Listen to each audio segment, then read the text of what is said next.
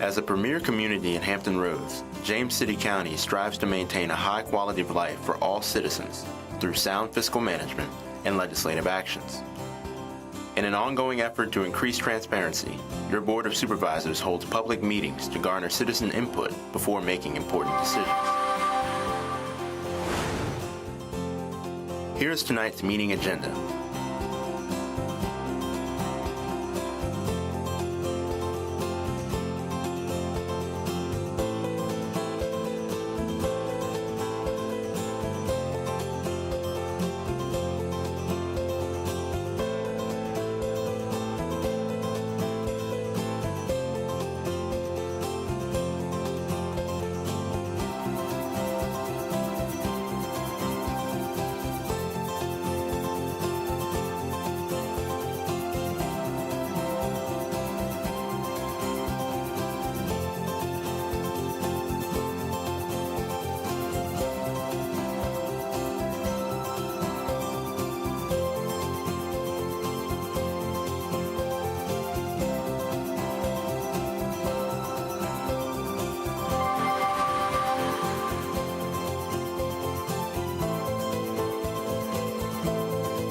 Stay tuned. The Board of Supervisors meeting will begin shortly.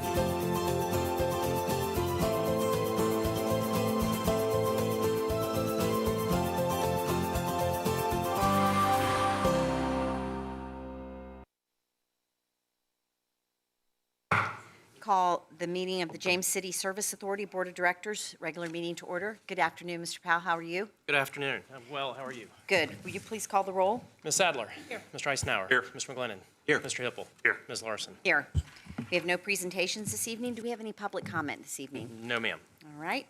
That brings us to the consent calendar. Tonight's consent calendar consists of minutes adoption and amendment to the contract of the general manager. May I have a motion to approve the consent calendar? Move the consent Madam calendar. Chair, can I ask to pull the second item? Sure. Thank you. All right. I'll move the rest. All right. All those in favor, say aye. Aye. Aye. Any opposed? Motion carries. Madam Chair, I just want to take a moment to mention that we are today approving a new contract agreement with Mr. Powell, and it reflects the fact that the board has demonstrated extreme enthusiasm about his performance as our manager of the James City Service Authority. I think it's important for us to recognize for the public that we have outstanding leadership in this position and are anxious to reflect that in compensating Mr. Powell and in demonstrating our commitment to him. Absolutely. So with that, I'd move the contract. all right, let's do a roll call on that. Thank you very much for those comments. Ms. Sadler. Aye. Mr. Eisenhower. Aye. Mr. McGlennon. Aye. Mr. Hippel. Aye. Ms. Larson. Aye. Thank you. We have no public hearings this evening. Board consideration, formal acceptance of water and sewer systems fiscal year 2021. Mr. Powell? Every year, the board formally accepts the water and sewer systems that we accept for the previous year. This year's dedications have a total value of a little over $5.2 million. Staff recommends approval of the resolution. Is there a motion? Move approval of the resolution. Thank you. Mr. Powell? Ms. Sadler. Aye. Mr. Eisenhower. Aye. Mr. McGlennon. Aye. Mr. Hippel. Aye. Ms. Larson. Aye. That number 2, contract award, Five Forks Water Treatment Plant, HVAC replacement, $630,024. Mr. Powell? The HVAC system at the Five Forks Water Treatment Plant is beyond its useful life. We solicited bids from the 3 companies that we have on annual contract. One submitted a proposal, Warwick Plumbing and Heating Corporation, in the amount of $630,024. The county and some of its partner organizations have worked with this company before successfully, and staff recommends approval of the resolution. Thank you. Any questions? Discussion? Someone want to move the Move motion? the adoption. Thank you. Mr. Powell? Ms. Sadler? Aye. Mr. Eisenhower? Aye. Mr. McGlennon? Aye. Mr. Hippel? Aye. Ms. Larson? Aye. Any board requests and directives? Just, I think you're probably going to give us an update on the bridge replacement. Yes, we are still estimating an early August completion date. We're waiting on the delivery of the prefabricated bridge. The footers have been put in. We've completed as much work as we can. We're very close to that before the bridge comes in, and then it's going to take another couple weeks once the bridge gets here to install it. But I talked to the contractor today. He's been in contact with the fabricator. We're still expecting an early August completion date. And I just wonder how we're doing with water usage while we've asked for voluntary conservation. Yes, I actually have a graph that I was going to show.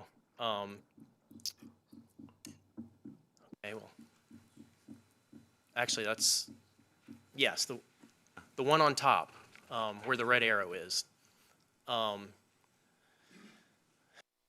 That shows the daily water production since May 24th was when we announced the voluntary restrictions. You can see that there was a general trend downward for a few weeks after we announced that those voluntary restrictions.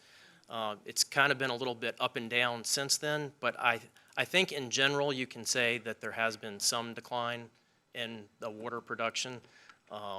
It's hard to quantify how much because there has been some rain during this period. You know, I don't know that it's hugely significant, but I do think there has been some effect of the voluntary restrictions. No, you've done a great job putting out information. I really appreciate that. I do know there was somebody did send a question to me yesterday asking if this was still in effect. Okay. So we might just want to send out a reminder, Sure. you know, that yes, it is still in. Okay. And so that, you know, and I explained about the, Right. you know, completion date, hopefully. I did also want to point out that there's been hardly any disruption of traffic on the road while they've been doing the repairs. They've been doing a great job.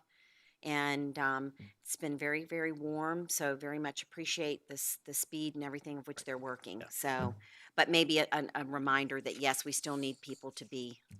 We'll watching send it. something out with a reminder that we expect that to be in effect until early August. Okay, thank you. Did you want to continue on with your general manager's report? Then, That was actually all I had. That's it? Yep. Okay. I just want to echo what Supervisor McGlennon said earlier about everything that you do. We're very appreciative of your hard work, and thank you, and your department. All the work that everyone does is so appreciated. We didn't get an opportunity to come out this year, COVID, and to tell, you're usually so good about inviting us out for employee recognitions and everything, but just thank you for everything that you've been doing, so, and your department's been doing. Thank you very much.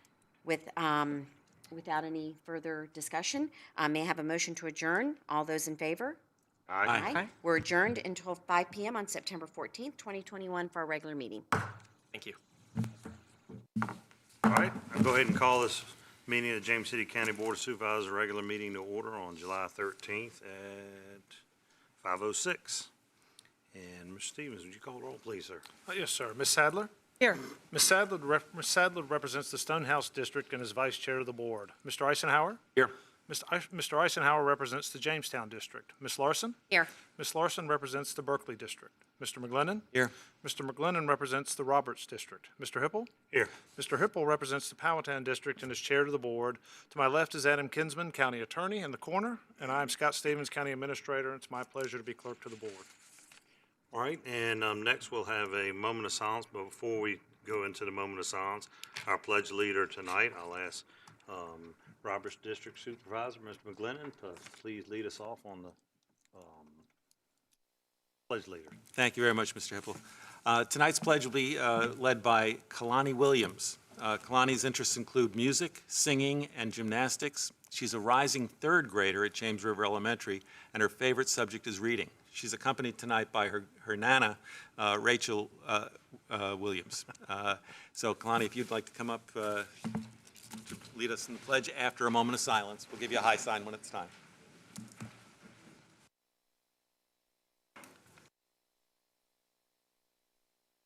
I pledge allegiance to the flag of the United States of America and to the republic for which it stands, one nation, under God, indivisible, with liberty and justice for all. Great job. And Kalani, would you come up here? We want to give you a pin and a certificate, and I understand we want to start taking a picture with the board members. Absolutely. Are we going down? Yeah.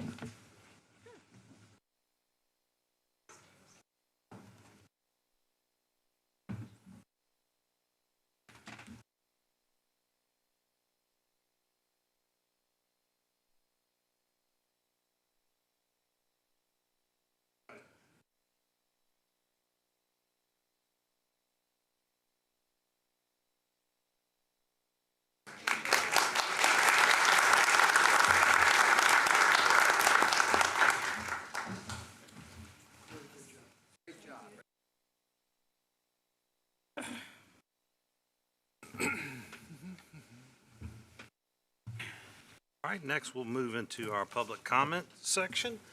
And our first public speaker is Will Harcum. Will?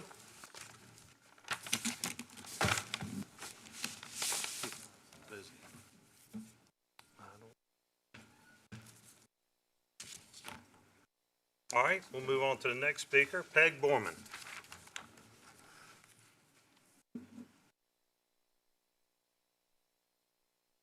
Good afternoon. Good afternoon. Thank you, Mr. Chairman, members of the board, Mr. Stevens, Mr. Kinsworth. I'm Peg Borman, 17 Settlers Lane in downtown Lightfoot area. Thank you, Mr. Eisenhower, Mr. McGlennon, for attending our picnic last month.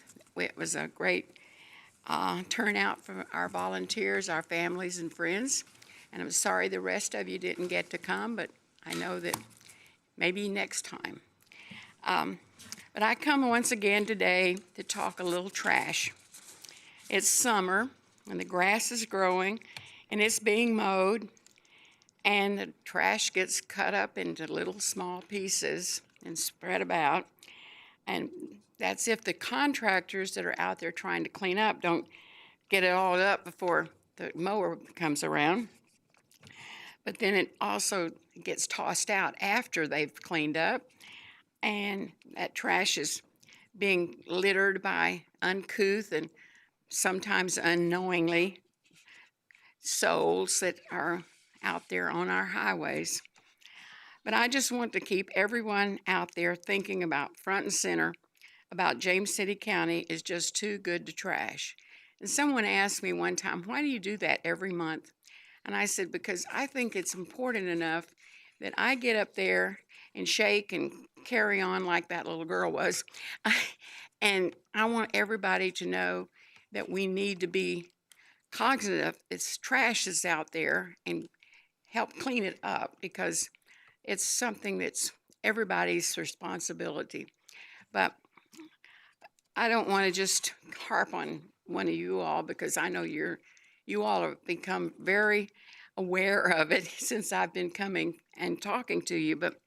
And I just want to keep everybody thinking about the fact that we have a part in cleaning up the county just as much as anybody else. And but we're not as bad as some of the places around here. I can go across the street almost from where I live, and it's a lot of trash, and it's not James City County. So, but I'm not going to cause any things, any rifts or anything there. Anyway, but we don't need to gloat about this, but we do need to take pride in our county and not let up on all of our efforts. And because if we don't keep trying to overcome this trashy problem, it will get out of hand, and we will be no better than any of these other counties out there that, in the cities and whatever, that could care less. We are much, much better people than that. So I'm going to keep talking to you all and to everyone, and I hope that you will keep talking to everyone, your kids, your neighbors, anyone who will listen, because that's what I do. I talk trash all the time. I just don't want to be a litter bug. I want to have pride and not litter. And we want to put trash in its place and not on our parks and highways and byways. So remember, it all starts with you and me, and we can do all we can to get this planet to be a better place than we have existed. And so thank you again for your time and your effort listening to me talk trash. Thank you. All right, Jay Everson. Thank you, Mr. Chairman. Jay Everson, 6923 Cornell Heritage. I'll be real brief. I know that it's coming up in the next few months, you're going to be discussing with the city of Williamsburg our contract on the schools. And recently I've run across a number of people who are saying, well, how come we pay 90% of the bill, have 90% of the kids, but the city gets 2 representatives, 28%.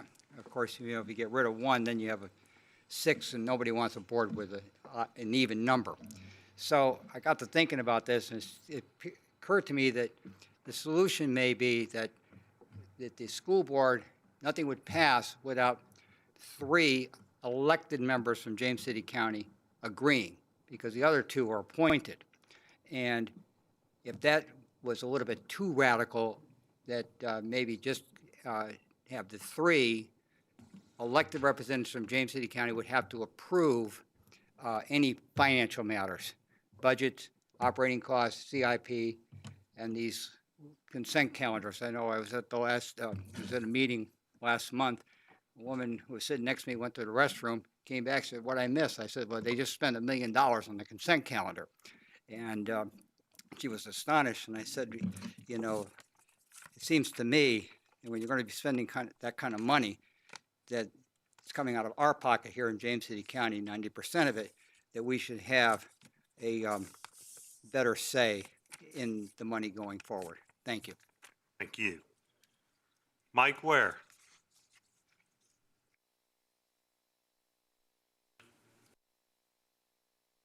Okay.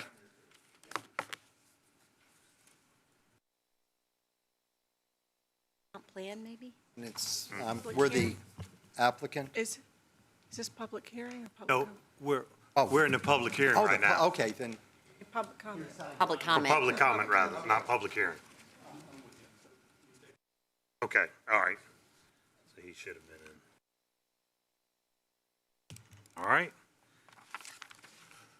All right, that moves us out of that. And the consent calendar, there's nothing on the consent calendar to go over, so that moves us into public hearings. And our PC rep is Robert Ross today. We don't have anything for you yet, but we will when we get closer.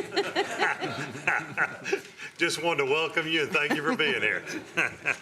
I'll call you up at the right time. All right, number 1 is ordinance to amend County Codes, Chapter 10, Garbage and Refuge. Ms. Parrish, welcome. Thank you. Good evening, Mr. Chair, members of the board. Before you this evening is a revision to Chapter 10, Article 1 of the James City County Code, which regulates the maintenance of real property in the county. Specifically, this chapter requires properties to be maintained free from any accumulation of garbage, trash, litter, refuse, or other waste material that might endanger the health and safety of residents or otherwise constitute a nuisance. During the 2021 special session of the General Assembly, amendments to the Virginia Code were adopted authorizing a locality by ordinance to require property owners to maintain their property free from the accumulation of clutter, except on land zoned for or an active farming operation. They define clutter as any mechanical equipment, household furniture, containers, and similar items that may be detrimental to the well-being of the community when they are left in public view for an extended period or allowed to accumulate. The revision incorporates the new bill amendment as written. Staff finds that the additional language provides clarity to the items that are authorized to be removed by the county when a property owner fails to maintain his or her property in conformance with the County Code Section 10-4. It is important to mention that staff operates on a complaint basis. Owners of any property found in violation are given at least 10 days to correct the situation, or the county may take action to rectify such conditions. All expenses incurred by the county when abating a violation is billed to the property owner, and liens are filed if payment is not received. As you may have seen, staff is in receipt of one citizen comment that was just concerned that the Virginia Code definition of clutter was too broad and not well defined. Staff recommends the adoption of the revision, and I'm happy to answer any questions you may have. Questions? Yes, ma'am. Well, I did want to follow up on that comment and get what you thought, if it was too broad, but could we go beyond what the state has done? Would that be enforceable or no? I don't believe, that's why we kind of stuck with what the General Assembly had adopted, so we're basically mirroring that image or that language as proceed. Me personally, from an enforcement matter, it provides additional clarity of what we're kind of already doing already. Okay. Again, we're on a complaint basis, so usually if it's a piece of furniture or something out there, we do reach out, but it does at least specify now in the ordinance that we are permitted to actually remove that instead of it being an interpretation issue. So that was going to be my follow-up question, is if you thought that this was going to prompt additional phone calls and, removal services? Are we prepared for that? I personally don't think it's going to prompt additional phone calls. Okay. I actually ran some numbers, and we average, 2019, we received 67 complaints for trash in general or junk. 20, we received 50, and then 2021, we've received 22 so far. I don't foresee those increasing based on this language. It just provides that extra clarity when we send out a citation that this is indeed in violation and that please rectify it or we can come in and fix the problem. Thank you. Mr. Chairman, Ms. Parrish, you do a remarkable job, and I know that for a long time we've had the problem that you haven't had as many enforcement tools. I see this as another enforcement tool available to you that we did not have before. Sir. But I wonder how it relates to some of what I might describe as some of our more notorious purveyors of clutter or junkyards, in essence, that do exist in some places as non-conforming uses. Is this something that can be utilized in those situations now? I don't believe from a non-conforming junkyard because that's more of a zoning code and whether or not it fits the definition within the zoning ordinance. And most of the time, if those operating junkyards have been in operation prior to the existing of the zoning ordinance or for a period of time that validates them as grandfathered, I don't believe that this would enforce that as well. So this is just really more of a clarification of exactly those white goods that may not be specified in the current language now that might be able to be removed and justified by the county incurring the expense and then putting a lien on the property. But junkyard is its own separate definition, so I believe that we would have to take that on a case by case. And of course, if it's a junkyard that just comes to be, then we would have other enforcement measures from a land use perspective to try to rectify that issue. I'm just wondering about those cases, which I know you've gotten over the years, Right. that have always been a source of frustration for folks. I guess I also just wonder about the question of, the definition of clutter is a difficult one, and it is going to require judgment. Do you anticipate that there are going to be situations where, one person's clutter is another person's art? I'm sure that there might be some of those concerns, and we try to make a realistic judgment call. And certainly, since this is not in the zoning ordinance, I would consult with our county attorney's office to make sure that we're all on the same page. It's an enforcement of a county ordinance rather than just zoning ordinance. But I think really what they get at is the fact that if it's abandoned, if someone's going to put a tire and plant something in it, it may not look pretty to someone, but it could be a useful item on that. We wouldn't consider that abandoned in any way. So of course, it's going to be a judgment, and if anything's really close, I'm certainly going to be in contact with county administration as well as the attorney's office. Thank you again for all the work you're doing on this.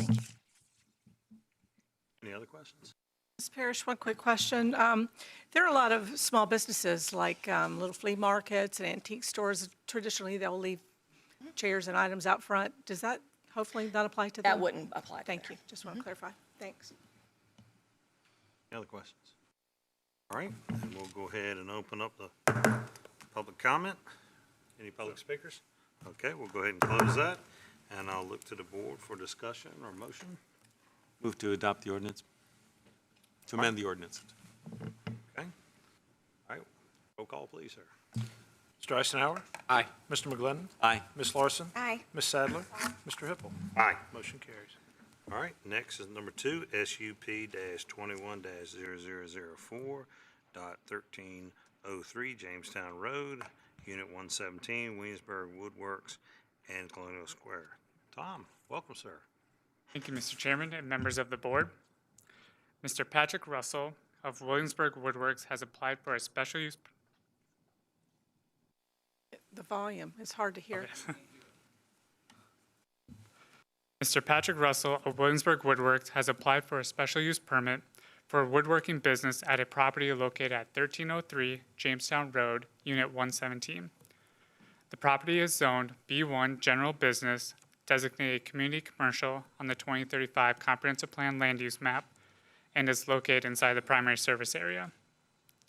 The proposed use is defined as processing, assembly, and manufacture of light industrial products or components with all storage, processing, assembly, and manufacturing conducted indoors or under cover with no dust, noise, odor, or other objectionable effect. Williamsburg Woodworks is a custom furniture studio with Mr. Russell as the only employee. Currently, they are located at 5812 Moortown Road in York County. During the review, a building code analysis was submitted and reviewed by Building Safety and Permits to ensure that the proposed use will meet all Virginia Uniform Building Codes and National Fire Protection Association codes. Conditions have been included to mitigate impacts to adjacent properties as well as adjacent tenants. These conditions include increased wall thickness to reduce noise and to improve fire rating, ensure all dust is collected utilizing a dust collector and a mobile dust collector, no outdoor use of the property, and the use of low or no volatile organic compound finishes. At its June 2nd, 2021 regular meeting, the Planning Commission recommended approval of this application to the Board of Supervisors by a vote of 7-0. Staff finds this proposal to be compatible with surrounding development, consistent with the 2035 Comprehensive Plan and the zoning ordinance. Staff recommends that the Board of Supervisors approve of this application subject to the proposed conditions. I'll be happy to answer any questions you may have, and the applicant is available as well. Questions? None? Hey, great job. All right, we'll go ahead and get our PC staff member, Mr. Rose. Welcome, sir. Good evening.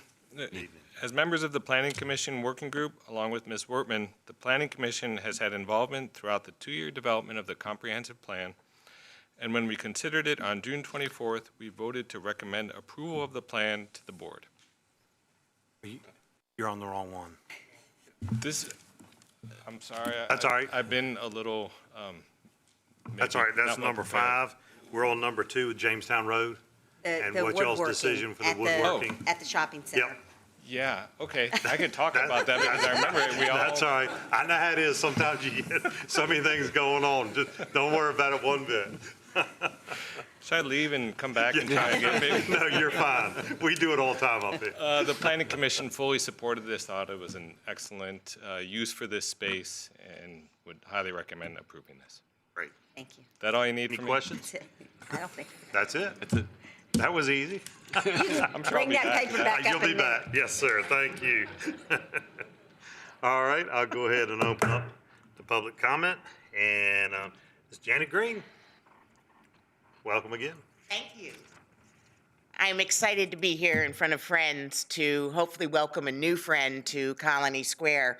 I represent Habitat for Humanity and Habitat for Humanity Restore, which is located for the last 10 years in Colony Square. And when we heard that Williamsburg Woodworks wanted to rent space near us, we couldn't have been happier to have a better neighbor. Ironically, Patrick Russell has been a big supporter of Habitat years before he thought about renting this space near our Restore. He has been very supportive of Habitat. And as some of you may recall, before Habitat Restore moved in, Colony Square is kind of a ghost town.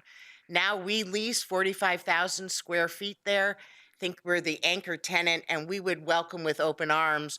This fits with what we've got there. We've got Colony Sports, we've got the Carrot Tree, we've got other great businesses, and we would hope that Williamsburg Woodworks would move in as well. Happy to answer any questions. Thank you. Thank you. All right, that was the only speaker card? Yes, sir. All right, I'll go ahead and close that. Look for the board for direction, discussion, or decision.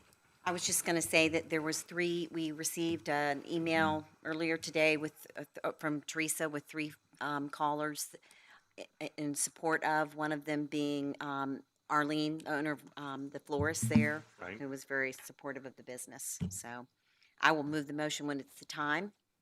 Time now if you'd like. I'd like to move the motion. All right. Have a motion on the floor. Roll call, please, sir. Sir, Ms. Larson? Aye. Ms. Sadler? Aye. Mr. McGlinnan? Aye. Mr. Eisenhower? Aye. Mr. Hippel? Aye. Motion carries. All right, number 3, non-exclusive cable TV franchise agreement with Cox Communication. Mr. Kinsman. Thank you, Mr. Chairman, members of the board. For the benefit of the public, my name is Adam Kinsman. I'm the county attorney. Of the three authors on the memoranda, I drew the short straw, and here I am. What we have before you tonight is a proposed renewal of the 2011 Cox Television franchise agreement. The general details are set forth in the memorandum that's in your packet, but for the benefit of those here, I thought I'd set out some highlights, or rather perhaps lowlights. It's important to note that this is not a franchise. While this is a franchise, it does not grant a monopoly. Other providers are welcome in the county and in fact have been invited, and we gave you a copy of the letter that has gone out to all the providers that we know. To date, none have answered positively, but we continue to reach out. We cannot legally address the provision of broadband internet service, including reliability, availability, or cost. This franchise is legally only about the provision of television service to the county. Finally, this cannot address cost of that cable television service. There are few of any substantive changes since 2011, and this proposed agreement generally mirrors all those passed elsewhere in the Commonwealth. Cox will continue to provide free television to county buildings, most importantly the recreation center, where our patrons enjoy watching TV while working out, and will continue to provide HD programming on the PEG channels 46, 47, and 48. We recommend adoption of the attached resolution that will enable the county administrator to execute those documents necessary to extend this franchise for another 10 years. I understand Barrett Stork from Cox is here somewhere behind me. If you have any questions, and I will turn around and point to him if you do. Questions? The only question that I was just going to ask you, you said we cannot. Can you explain why we cannot do that? There are federal and state laws that are applied to this, and no matter whether we want to or not, we're just simply unable to ask for those provisions. We're not allowed to regulate broadband service. We're not allowed to do cost regulations and that sort of thing. If you look in your packet, we did go ahead and reach out to Cox and ask those questions because they've been asked by citizens, and they replied that they were generally unable to do it, but did offer some thoughts on cost savings that were available if citizens called Cox and worked through them. Thank you. I think it's important for everybody in the community because I get a lot of phone calls about this. And you've done a reasonably good job, I think, of trying to let everybody know what the limitations are, what we can or we can't do. But I feel compelled to voice my frustration in that this is one of those cases where our hands are literally tied by the state legislature. They tell us we must do the franchise. And to my understanding, we really don't have an option to say no. And if we did, I think it would probably create a really interesting dilemma for the state, but it would also create a real dilemma for our citizens as well. But my frustration has been that one of the items on the back that we are looking at is the quality of the operator's service has been reasonable in light of the community needs. I personally don't think that has been met. And I'll give you an example. On the 2nd and 3rd of July, in a 36-hour period, my cable TV was out for periods of 3 to 4 hours at a time. And it's not just me. It's other people in the community. My daughter lives in the city. Same thing has happened to her repeatedly. It is not a reliable service. We are not getting what we're paying for. But this board doesn't have the ability to fix that. So I'm very frustrated with that. I know I've got a lot of constituents who are calling me say, well, why are you guys giving them a franchise? Why are you giving them a franchise? If I'm not mistaken, if we decided we weren't going to give them a franchise, people in the county wouldn't have any cable because there's nobody else there, literally. So I want to make sure that everybody understands that if there was some competition here, I think Cox would be put out of business in about 6 weeks. Because I would be right with the rest of you, changing my service right over because we are not getting what we should be for what we pay. And I've just got to say that on behalf of my constituents. Thank you. Mr. Eisenhower, I would recommend that if your citizens do have complaints to please go onto the county webpage. We have a site where you can register those complaints, particularly if it deals with, like I said, we do get plenty of complaints about internet. We haven't had any in the past several years about picture quality or anything that deals with the cable television franchise. So if they have a complaint, please register it there. We look at them, and that's what we're using when we redo this. Thank you. And I do have to say that I have had to reach out to them when I've had customers or constituents that have had numerous problems. And I do hear back from those constituents that they do loop back around, and that's Mr. Stork that has helped do that. So I do appreciate that, but I do think it is very hard when there is one game in town, and it is very frustrating, and people do take that frustration out on us. But that's why I wanted you to go a little further into why our hands are tied in this particular situation. Can't help if we don't know it's happening. So if you report that to the county webpage, I believe it's on the IT webpage, then we get a report of that and we send that along to Mr. Stork, and they're generally resolved very quickly. Mr. Kinsman, if I may, I know that in the past, I don't know who has, but other providers have been contacted about the possibility of coming here, and the response that I get is that we're not interested in investing in the infrastructure. Is that common? That's what been you're a hearing? common response that they get. Okay. It's just very expensive to lay cable these days. I think a lot of the providers are waiting for 5G proliferation to sort of address it that way. That way they're not worried about lines, they're worried about single point towers. I don't know if that's true or not. That's just what we hear. Okay, thank you. Any other questions for Mr. Kinsman? Mr. Stork, could you come up, please?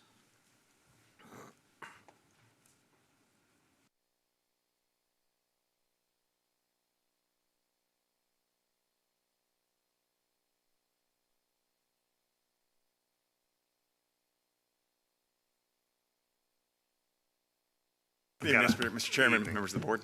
I've got a few questions for you. Yes, sir. And every time I call you or send you an email, you respond right away. So this is not you. Sure thing. Because you're right on it, and you've helped me with other things that have gone on in the community. And why can't we get cable out here, and why can't we get cable here?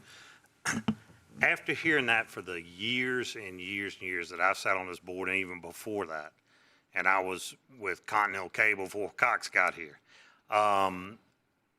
it's amazing that with all the complaints that we hear and that are in the last word and everything else with Cox, why doesn't Cox address those issues and try to make that better? It seems like, well, we're the only thing in town, so it is what it is. And that's what we get a lot of times, and that's what our citizens get frustrated at, is there is a problem, but there's no solution.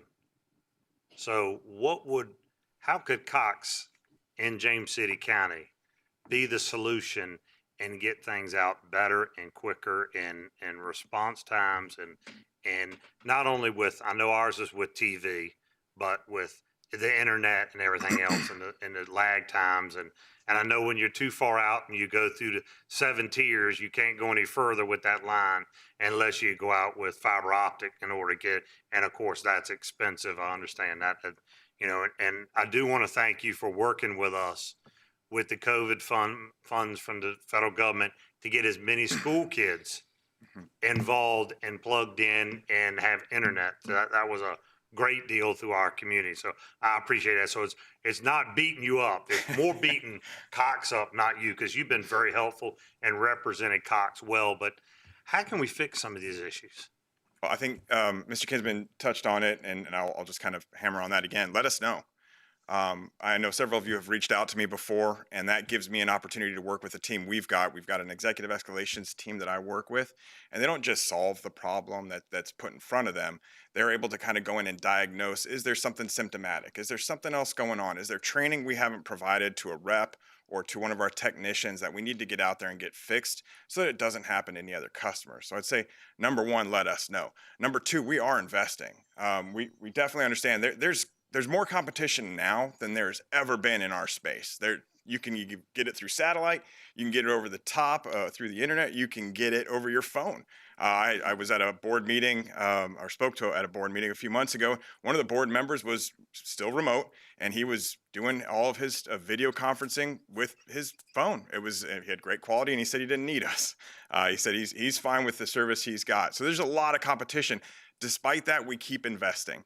We've invested more than $2 billion in our network here in Virginia just over the past about 10 years. And we're not stopping. We're continuing to move forward with that. We've actually got a program going on right now, a project that we call our network enhancement. We're going through different areas and we're looking for hot spots, areas that may have a little bit of congestion happening. And we're going in and we're working on the nodes and the equipment in those areas. We're doing that nationwide. So we're kind of going through that as we see the hot spots. We're going in. We've got teams that'll come into a whole neighborhood. There'll be 15, 20 different bucket trucks that people will see coming into the neighborhood, and they'll start doing a lot of work. You'll see them during the day. They're just kind of going on stages. They just started here last year. They came from California. They're moving across the country right now. So there's a lot of work going on, and I know we've done a lot to try and partner with the county to get service out to those folks who don't have it yet. And I do understand the governor's going to be putting a lot more money into the Virginia Telecommunications Initiative Fund. So I'm hoping that will be another opportunity where we can partner with the county to get service out to those few areas that we just haven't been able to get to yet. And we're hoping to get 5G across the county, so that'll open it up for everyone, you know, and I'm sure you know, I've been working hard. I'm not, you know, quiet when I get on something. You know, we appreciate what you've done and all that. Now, as a frustrated citizen that's watching right now, how can they, rather than calling just a Cox office and maybe they get a response, maybe they don't, maybe they get 4 people to get a response, what numbers should they, or what email should they use? Would they use your email or telephone number, and would you give that out to them, or should they use a different email and what one can you tell me today that our citizens can have that will help them? The number one thing I would say is, first of all, do call the care center. I know it can be frustrating. I know sometimes you feel like you're on hold forever and you get transferred around, but call that care center, because that helps to log an issue in the system. And that allows me to work on it a little bit better, because we can track what happened if you've called in. You can use the app on your phone even. You don't even have to call in. There's an app now. You can just kind of go in there and chat with us online. Contact the county, because the county can hold us accountable.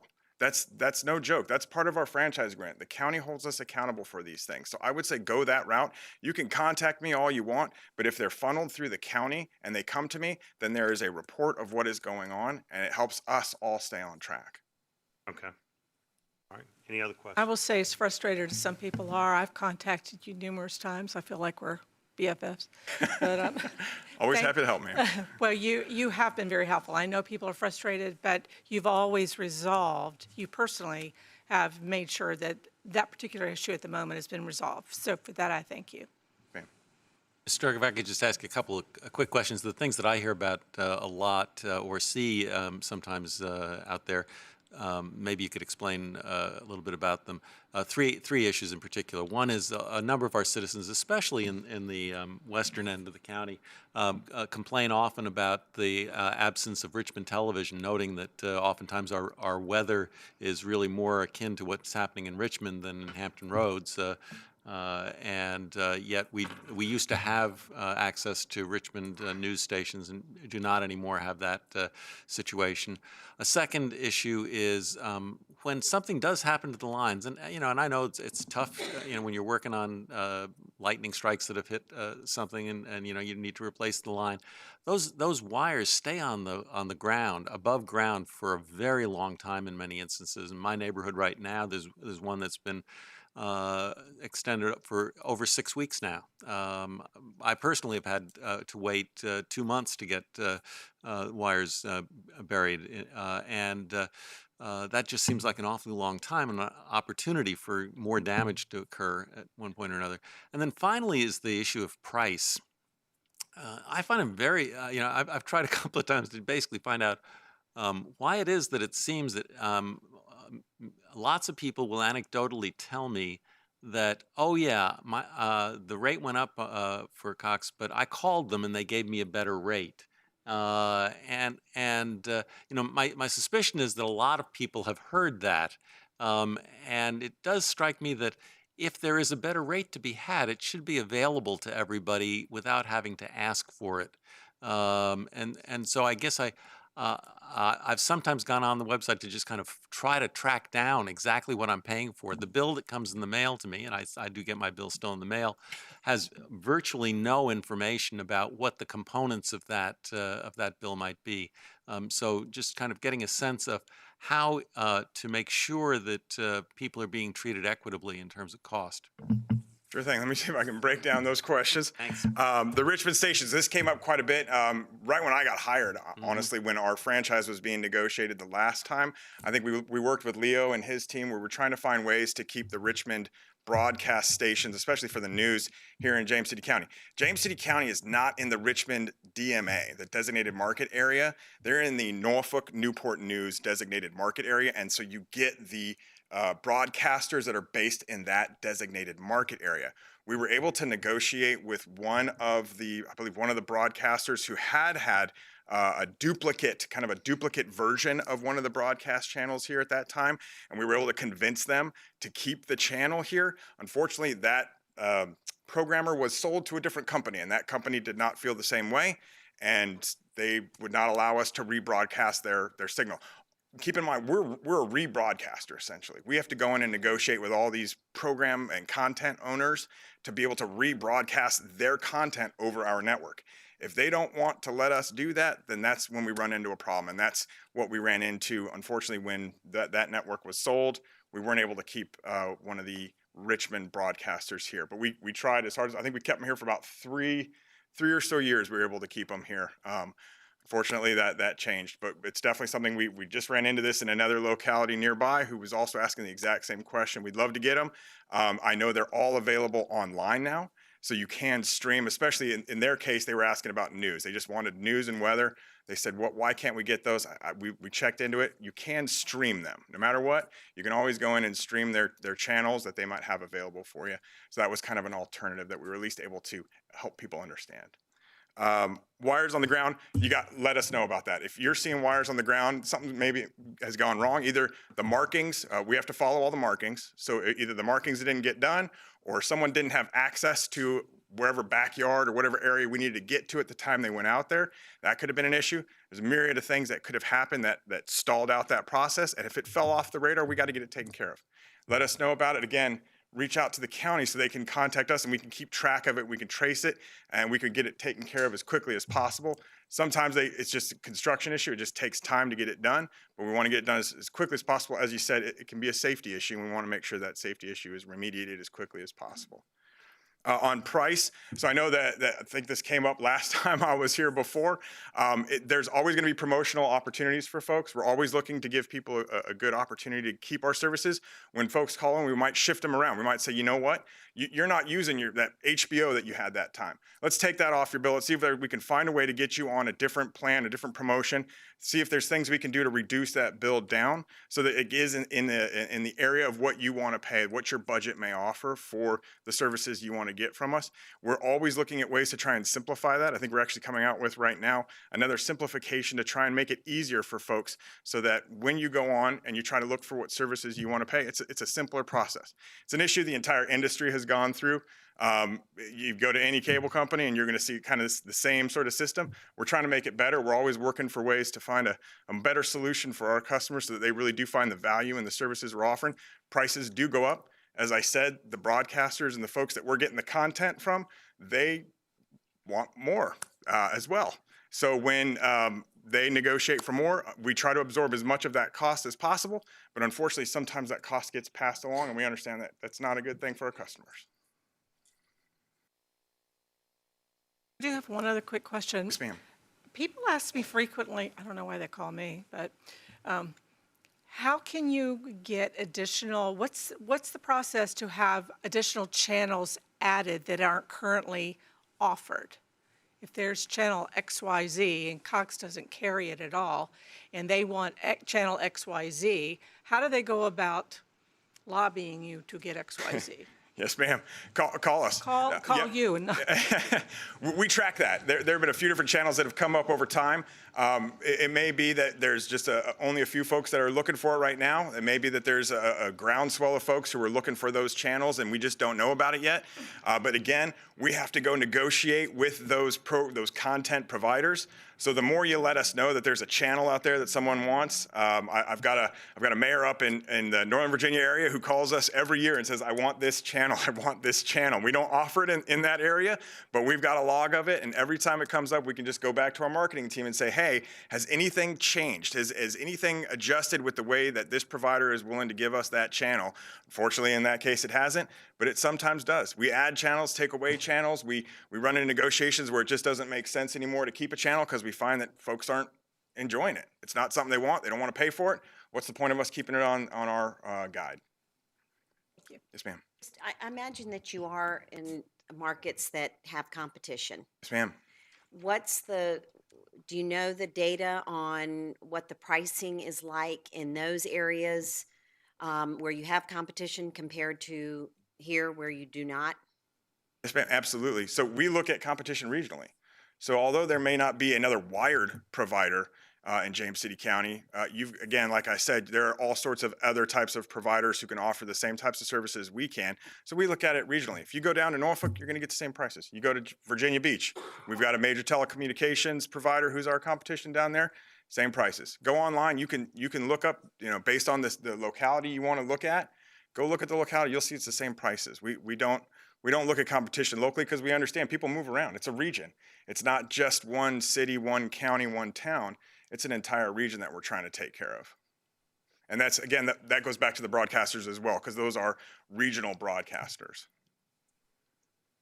I think one of the complaints I heard from some of my constituents had to do with the very elderly. I'm sorry? Very elderly, Oh, yes, seniors, people on fixed incomes, where price was really an issue, and that they didn't feel that there was any ability to have some sort of a special rate for seniors on fixed incomes.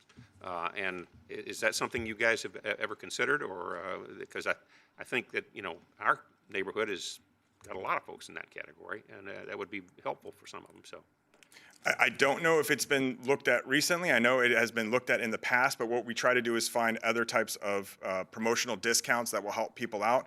We don't do them based on age or fixed income of that nature, but then we try to work with folks. I know you had a couple constituents who came maybe a month or so ago. We tried to reach out to them. Unfortunately, they weren't available to speak at the times, but they've got the number from my escalations team, so they can call them up directly and talk to them and see if there's anything more we could do to help find a better set of services that they're looking for that fits their budget. Yeah. You do have a program, though, through the schools, correct? Yes, With ma'am. free and Yes, ma'am. reduced- For internet service, yes, we have our Connect to Compete program. It's $9.95 for internet service for families with a child on free or reduced lunch in K through 12. Our founder, I won't give you the whole history story, but back in 1898, James M. Cox founded Cox, and he was actually a teacher by trade. And so the Cox family still owns the company. It is still a privately held company. We are not publicly traded. And one of the things that the Cox family wanted us to do was remain members of our community and focus on youth and education. And so that is why this program came about. Any other questions? Thank you, Brad. Appreciate Thank it. you. Thank you very much. All right, we'll go ahead and open up the public hearing. Any speaker cards? No speaker cards. We'll go ahead and close the public hearing and look for the board for direction. I move to approve the franchise agreement. Roll call, please, sir. Mr. McGlennon? Aye. Mr. Eisenhower? Abstain. Ms. Sadler? Aye. Ms. Larson? Aye. Mr. Hippel? Aye. Motion carries. All right, next we're, number 4, an ordinance to authorize the Lower Chickahominy Watershed Collaborative Memorandum of Understanding, a joint exercise of power agreement. Tammy, welcome. Thank you, Mr. Chair and members of the board. The Lower Chickahominy Watershed Project was initiated in 2016 by the Richmond Regional Planning District Commission, more commonly known as Plan RVA, as a 5-year collaborative planning process to study and capture the value of the Lower Chickahominy watershed. James City County has been an active member in this project over this time. Ms. Sarah Stewart, Planning Manager for Plan RVA, is here this evening to present more details about this project and the resulting Memorandum of Understanding. As noted in the memo, staff recommends the Board of Supervisors adopt the ordinance authorizing the Lower Chickahominy Watershed Collaborative Memorandum of Understanding, a joint exercise of powers agreement, and authorizing the county administrator to sign the agreement. Following Ms. Stewart's presentation, we would be happy to answer any questions you might have. Thank you. Welcome. Hey, thank you for having me. Thank you. Good evening, everyone. Good afternoon. So yes, I'm Sarah Stewart. I'm with, well, now we go by Plan RVA. You can see the logo on our, but the Richmond Regional Planning District Commission. We are the same thing. I think you're very familiar with the Hampton Roads Planning District Commission. So I'm here to talk about the idea of the Lower Chickahominy Watershed Collaborative. There we go. I'd like to start off by mentioning that this has definitely been a cooperative project over the last several years, focusing on collaboration and communication among interested parties and stakeholders. This is not all of the different partners who have been involved, but at a certain point you have to draw that line to make it legible, right? So, certainly the 3 counties of the watershed, and I'll put a map up in a minute, the federally recognized tribes, which I should mention include the Chickahominy Indian Tribe Eastern Division. They are based in New Kent. The Chickahominy Indian Tribe, they're based in Charles City County. And we've also included the Pamunkey Indian Tribe. Their reservation is actually north of the watershed. However, they do own land in New Kent County in the watershed, so we thought it was very important to include them as part of the process. You'll also see multiple state agencies, universities, nonprofits, okay? I should also mention actually that, I don't know if you saw it on the lead slide, this work was funded by the Virginia Coastal Zone Management Program. Plan RVA regularly gets grants from them. Hampton Roads PDC also regularly gets grants from them. I'll talk about how the idea came up on this next slide. So they performed an analysis of the entire coastal zone of Virginia, looking for ecological significance. There were multiple data inputs. We're not going to dive into that. But one thing they noted was that there was a lot of ecological significance indicated by the data in the Chickahominy watershed. They had never done any work there. I should also mention that the Virginia Coastal Zone Management Program is funded through NOAA. They are actually housed at Commerce. So the interest of the Virginia Coastal Zone Management Program is in coastal management issues, water quality, habitat, but also links to economic resilience and economic development as it relates to those issues. Does that make sense? There's a nexus there.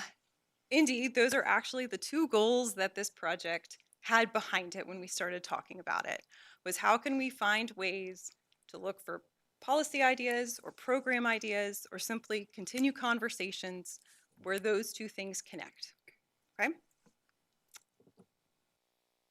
So we are in year 5. I have a series of slides where we'll talk about highlights of each year really quickly, and then I'll get to where we are today with the MOU, okay? So year 1 was data gathering. You remember I mentioned that they did some mapping analysis about ecological integrity. Well, it just so happens that most of the data that they included in that analysis was about to age out of their system. The state has a rule, resource agencies of the state have a rule that data points after 20 years cannot be considered an analysis. Now this makes sense. At a certain point, data is just too old. You don't know if it's true. So the bulk of the money the first year actually went to state resource agencies to do field work, to update the data. It went to DEQ, environmental quality, went to Department of Conservation, Recreation, Natural Heritage, as well as who was then Game and Inland Fisheries, but is now Wildlife Resources, to do field work. I put the highlights of those findings here. They did find both specific species and natural communities. I thought it was worth noting that there were 5 sites that were ranked as outstanding. Outstanding sites are the top 20% across the entire state. So that's noteworthy. And I liked that sentence that I included at the bottom, that they noted that the tidal freshwater wetland communities were among the highest quality remaining along Virginia's tidal rivers. So when we ask ourselves what happened during year one, we simply verified the idea that there is significant natural heritage and natural resources exist within the watershed. Okay. Year two, we kind of looked at the other side, an economic study. This was done by folks at George Mason University, their Center for Regional Analysis. They do a lot of economic analysis across Virginia and the entire country. And they partnered with a small firm called Urban Analytics. They looked at, there were two parts to the study. The first was looking at do conserved lands, do conservation easements cost a locality money?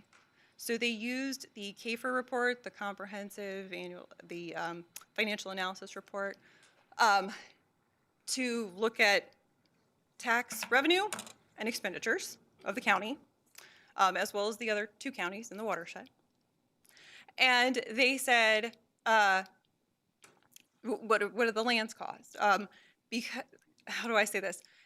Do lands with conservation easements cost the locality more in services than they bring in revenue? And the answer was no. For every dollar in revenue, for every dollar expended, on services to lands with a conservation easement, the county in 2017, based on the report, brings in $1.53. That specific ratio would change based on the year, you would need, but that trend, the trend implied by that ratio would be anticipated to stay, okay? Then they also looked at, were there jobs or just general economic activity that are either directly tied to conserved lands or indirectly tied. Directly means that they would not exist if it were not for the conserved lands. Indirectly means that it helps support the existence of. They might exist, but it may not do as well. Okay. And indeed, there were both direct jobs and indirect jobs in economic activity. I'll also note that recently we had a very small pot of money, and they did a value chain analysis looking at ecotourism, because if you're looking at natural resources and you're looking for economic development opportunities, ecotourism is one of the things that you talk about. That indeed there are both upstream and downstream, and what I mean by that is where do ecotourism related businesses either purchase goods and services, or who do they sell them to? Does that make sense? That there are opportunities for growth in the watershed of those linked industries. Okay.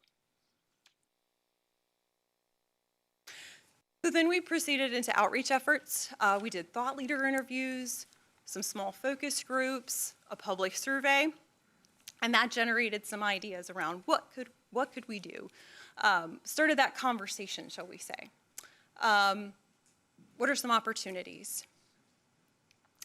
And that proceeded into a local government and tribe workshop. One of the things that became evident, and one of the things that actually happened kind of at the beginning of this project, was that the Chickahominy tribe and the Chickahominy tribe Eastern Division gained federal recognition. The Pamunkey tribe had gained it a little bit earlier than them, but this was a new dynamic that we were working with.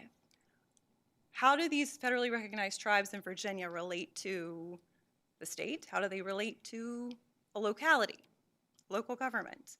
This is not something we have much experience with in Virginia, as you know. So we thought, well, that's where we should start, is having conversations about that. Who do you talk to? How do you gain, how do you even, you need to start with just the underpinning of that relationship. And then we proceeded into a regional summit where we had the broader group of stakeholders present, and we talked about different ideas that had bubbled up. So what did we talk about? Here are the overarching themes. I do have, and I can share with you, a very long list of different ideas, but let's focus on the highlights. So the themes were improving physical recreation infrastructure, Supporting sustainable economic development, I think you could see how if you were doing both of those things, ecotourism opportunities might be enhanced. Enhancing river advocacy, education, and marketing. Promoting land conservation and landowner education. Ensuring protection of sites and traditions that are sacred and historic to the tribes. And opportunities for ecological restoration and stewardship. So, all of those conversations led us to this idea that nowhere did there exist a forum for the 3 localities, the 3 tribes, and the 2 PDCs who had been involved in this to organize, to have these conversations, to communicate somewhat frequently and fluidly with each other. That had only existed recently with the creation of this project. So the idea of the Lower Chickahominy Watershed Collaborative was born, okay? And so we thought, well, to create this, to set a structure for it, to allow for it to happen, perhaps there should be an MOU. The signatories are the 3 counties, the 3 tribes, and then the 2 PDCs, because we're going to help kind of carry it, usher it forward, help organize it.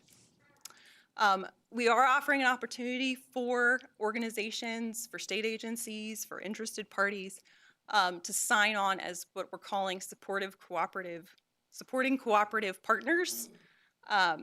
They would sign a statement that says that they support the goals of this work and that they would be interested in contributing to this work. And it's a customizable statement that says they would attend meetings, they would provide technical support, they might help find grant funding. It would be customized to whatever the group would be. Okay, very different groups warrant different statements. So what are the statements of agreement in the MOU? They highlight working together that we can achieve better goals. By working together, we can achieve better goals. That recognizing that the Lower Chickahominy watershed is an area of important natural and cultural resources. That we would agree to support conservation and protection priorities that were identified in that watershed area. That we would build equitable relationships with the tribes, and that we would work together to leverage funding. In a nutshell, it's about communicating, working together, and coordinating. So, I think this is my last slide, except for that. So, if you have any questions. So I apologize, you might have said it. So you're going to meet, this group is going to meet. Who is going to represent the county from this? Is this going to be board, staff? Who's going to represent? So, Tammy has been identified, Tammy Rosario has been identified as like a project officer. We are still ironing out the details of, we want to have one primary contact. Both Tammy and Scott are on communication lists that we maintain. We are intending to create 2 to 3 subgroups to focus on some of these priorities and tackle some conversations and maybe some actions over the next few years. It would not be limited to those. I can offer that I envision it being locality staff who would participate in these conversations. But if anyone from the board wished to join us, you would all be welcome. You know, it would not be exclusive in that sense. Does that answer your question? Yep. You might want to be careful about making those kinds of invitations. We have had donuts in some meetings before COVID, so I don't know. What would be your funding mechanism? So, for the foreseeable future, I mentioned the Coastal Zone Management Program gives both Plan RVA and HRPDC grants. I have written into future grant and intend to continue a future technical assistance grant that we get, that would fund our staff time as well. HRPDC is taking a sliver of their technical assistance grant, and I don't know if you all are familiar with Ben McFarland. He is my counterpart. He would participate. Does that answer your question? Yes, and because we have a pretty good program as far as protecting our waterways, our streams, and that sort of thing. And we have a lot in zoning in order to protect building and that sort of thing too close and limit what you can do. And so would this be looking at another layer of governmental, I think you should do this, because I don't want to. No. When the Coastal Zone Management Program reached out to Ben and myself a few years ago about this project, that question got asked, and that was a point made by all three localities actually in the watershed, that kind of a program is really not what they were looking for. We're too interested in participating in that kind of an effort to create yet another layer, shall we say? Right. Or another set of regulatory mechanisms. So no, I would not, that is not the goal. That is not where we are intending to take So this. what is the actual goal? The goal is to better facilitate communication among the tribes and the locality staff and try to identify opportunities where we can coordinate potential projects, perhaps to solicit grant funds to achieve something. So what prevents one locality from taking over the group and wanting to do different things than the other two localities may want to do? So they could do that on their own, but that would not be a work or a function of the collaborative. Does that answer your question? I think so, and yeah, and I know where you're going, and I applaud you for it, but I always see that, you know, something starts out in one direction, and then it grows, and then we need a director, and we need assistant director, and we need funding, and then there's another government program that's grown, And then and like, okay, now what do we do with this? Because we've got, you know, the Richmond planning and the Tidewater planning, and now we got another group that's planning something else, and you know, it gets, with being in those groups in Hampton Roads over the years, I see how that gets all, yeah, next thing there's a layer over layer, and a citizen comes in and says, can I do this? No, you can't. Or maybe you could, but yeah, you can't, or maybe we can, but we're protecting the muskrat, and you can't do it in that water, but over here you can. So So- I'm always worried about that. that is a very good point, and I really appreciate you saying that. And I'm going to make sure that also that Hampton Roads PDC is very well aware of your concern. I'm going to make sure we will build that. We will try to bake that into the structure as we move forward to prevent that from happening. That is not the intent, and that has not been the intent of this project. And this is a no cost thing for each locality. Right. In order to participate, Yeah, except for staff time and that's one, but as far as, that is explicitly written. Right, Okay. and that there are no, there's no fee, there's And then- no. and then Right. the goal of the entire group, it sounds like it's more of communication. How can we work together as regions Yes. to have a better water quality? James City County, you're doing this, and you've got ratings of A, and another locality may have a rating of a C, and maybe we can help the A and the C, you know, get the C to an A. Hit it on, exactly. Okay. Good job, yep. This may sound like a silly question, I apologize, but just looking at the title of the ordinance where it calls it a joint exercise of powers, what powers are you going to be exercising? That might be a better question for, Like a lawyer. is I that, think that that's referring to the section in the state code that allows localities to get together and execute an agreement such as this. And it's called the Joint Powers Agreement. I think that's what it's labeled in the code. I think that's where they took it from. And to the extent that it helps Mr. Hippel while I'm here, there's a specific section in that MOU that allows any signatory to it, which would include the county, to terminate it within 30 days at no penalty to that signatory, and that the following section did explicitly say that there's no financing expected by any of the signatory localities. Right. And I was just wondering, it usually starts out as we've seen, we're not paying anything. Don't worry, you're never gonna pay a dime. Yep. And then around the corner, 3 years later, oh, Here we it need money comes. for this, or we have to do this, and we've run it in James City County a couple of times where we've run into that issue. It started out in one realm, and then as government gets going, it tends to grow, a little big. Sadler, I did verify that section of the Virginia Code says joint exercise of powers by political subdivisions. So that's where they pulled it from. Thank you, because I asked that in conjunction with the questions that he's asking. And I guess as property owners who would be involved, are they involved in part of this as well? People who own property and easements?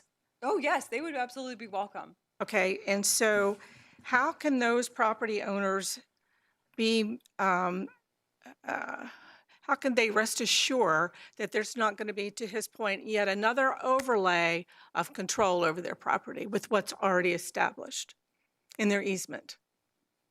So I applaud you for what you're trying to do, but I'm just trying to make sure we're not opening up a Pandora's box for a foothold for more government control over property owners by participating in something like this. Within their easement would be their.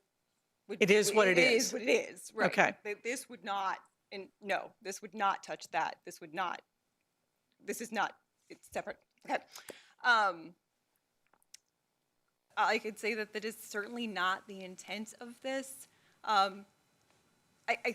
The intent behind this was honestly to look at opportunities to fill gaps and to communicate and to better communicate and to establish relationships among the signatories and who might be the supporting cooperative partners. Okay.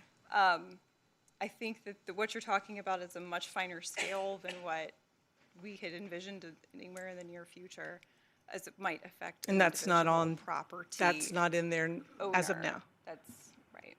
Okay. And will we be getting, if we approve this, are we going to be getting reports on how this is going? And we have 30 days to opt out, is that what I heard? And if we go past that 30 days, at what penalty is that to us? No, you can opt out with 30 days In 30 days, notice. anytime you want it.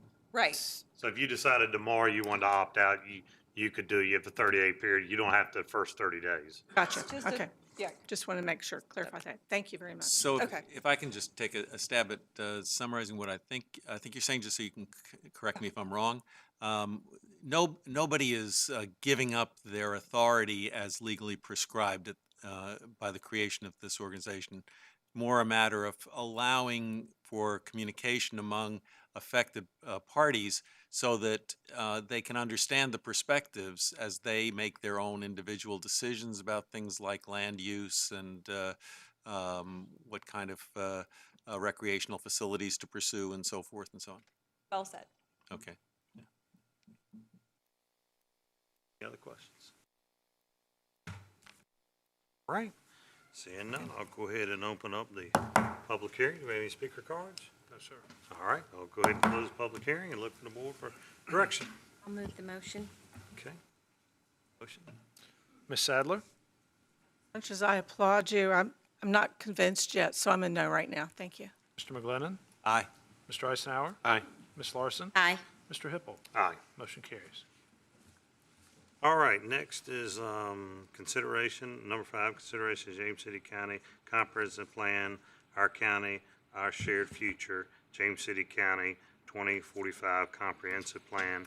And before we get started, I'd just like to say there's a school board meeting going on as well tonight. So the people that may be at the school board meeting notified some of us they can't be at this meeting. So if they would send us emails and all that to the board members and give us their opinion on what's going on.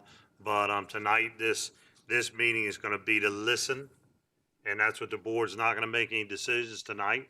We're going to listen to what the citizens have to say so that we can take that in and with all the other information we have, and then work on that in work sessions and that sort of thing. So we're going to listen to what y'all have to say and very interested to hear what our community has to say. If there's a group that wants to speak as a group, and a group would get 15 minutes, and they would have one representative, and the group of people that would, if they say, I'm representing such and such, would they all stand up? If they'll stand up, and we'll give that person 15 minutes to speak, and in that way, that'll let everybody know what that group is intending for us to hear, and it may save some of your time as well and ours. So that's an option that you have. You don't have to take it. If each one of you want to speak separately, then we're here to listen to that as well. Yes, ma'am. Welcome again. Thank you. Good evening, Mr. Chair and members of the board. The 2045 Comprehensive Plan before you this evening reflects contributions from the citizens of James City County, community organizations, and other stakeholders, the Community Participation Team, the Planning Commission Working Group, and county staff. The public engagement efforts led by the Community Participation Team has spanned almost 2 years and have included a statistically significant citizen survey, a listening forum, and 4 rounds of public engagement efforts. Ms. Ginny Wortman led the Community Participation Team through this process as chair, and we thank her and the CPT members for all their work, and Ms. Wortman for being present this evening. The plan development, led by the Planning Commission Working Group, has also spanned 2 years and has been informed by the public engagement efforts just noted. Each section of the plan was revised with community input summaries, current facts and figures, pertinent information to meet state code requirements, and updated goals, strategies, and actions. This update has included scenario modeling and groundwork for the development of technical models to be used in the future to assess development impacts. This update has also examined a number of topics identified by the Planning Commission Working Group, and the Board of Supervisors. Throughout the update process, the Board of Supervisors held 8 work sessions on the comprehensive plan to provide input and guidance, most recently on May 25th, 2021. On June 3rd, 2021, the Planning Commission Working Group recommended approval of the comprehensive plan by a vote of 6-0 and approval of the future land use map by a vote of 5-2.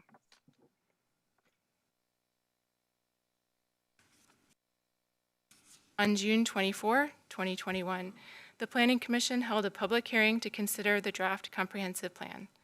The Planning Commission voted 5-2 to recommend approval of the comprehensive plan and future land use map. Following the vote on the plan overall, the Planning Commission considered 5 specific topics and voted to recommend 4 of the 5 as amendments to the board. The 4 items are shown here. Inclusion of Moortown Road Extended, which would put certain text back into the transportation chapter and would also affect the future land use map. Per guidance from the May 25th joint work session, Moortown Road Extended is not currently included in the draft plan. Revision of the rural lands designation description rural cluster provisions, which would allow for a higher gross density to be realized in a cluster configuration as compared to a conventional lot configuration. Revision of Environment Chapter GSA 3.7.1 pertaining to carbon sequestration, which would clarify the intent of the language and the goal of preserving forest canopy. And designation of the parcels subject to land use application LU 20-0017 as neighborhood commercial. Per guidance from the May 25th joint work session, these parcels are currently reflected in the draft plan as low-density residential. The 5th topic discussed by the Planning Commission was Environment Chapter GSA 4.6, which discusses alternative energy and whether it would be appropriate to revise the language to exclude wind turbines in the county. The Planning Commission ultimately did not recommend this change. Staff looks forward to board discussion and would now be happy to answer any questions you may have. Thank you. Questions at this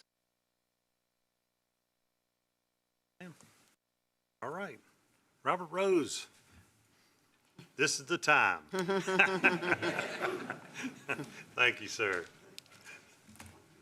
All been waiting. That's right. Exactly.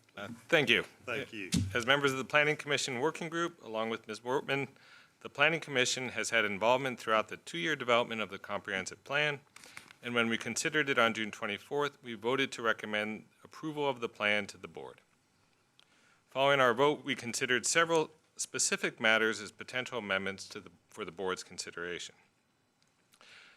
The commission voted to recommend including Moortown Road extension in the plan. Several of the things we discussed were the potential impacts on the value and utilization of the economic opportunity designated land and the projected implication for other roads in the county's road network, including Richmond Road.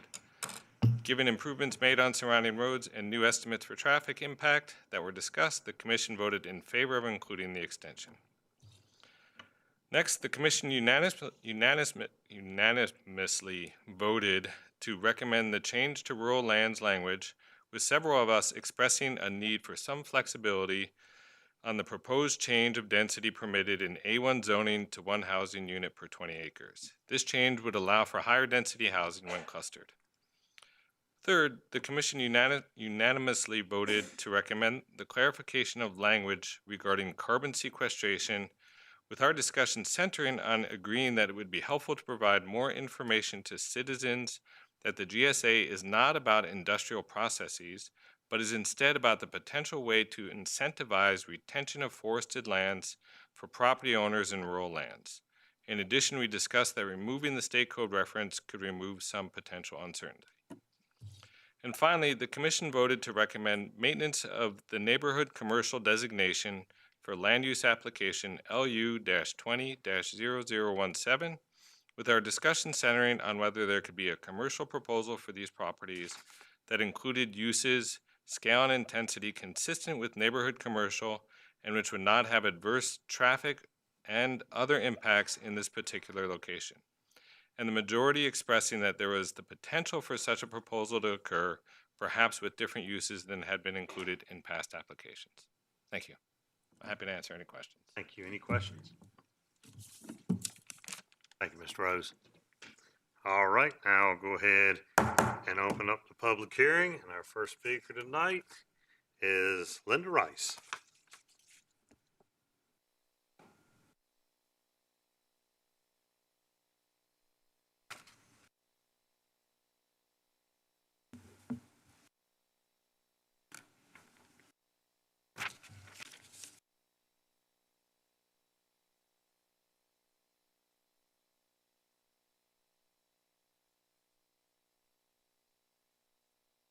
Welcome.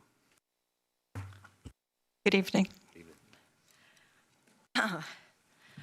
Mr. Chairman and members of the Board of Supervisors, my name is, Linda Rice, 2394 Forge Road.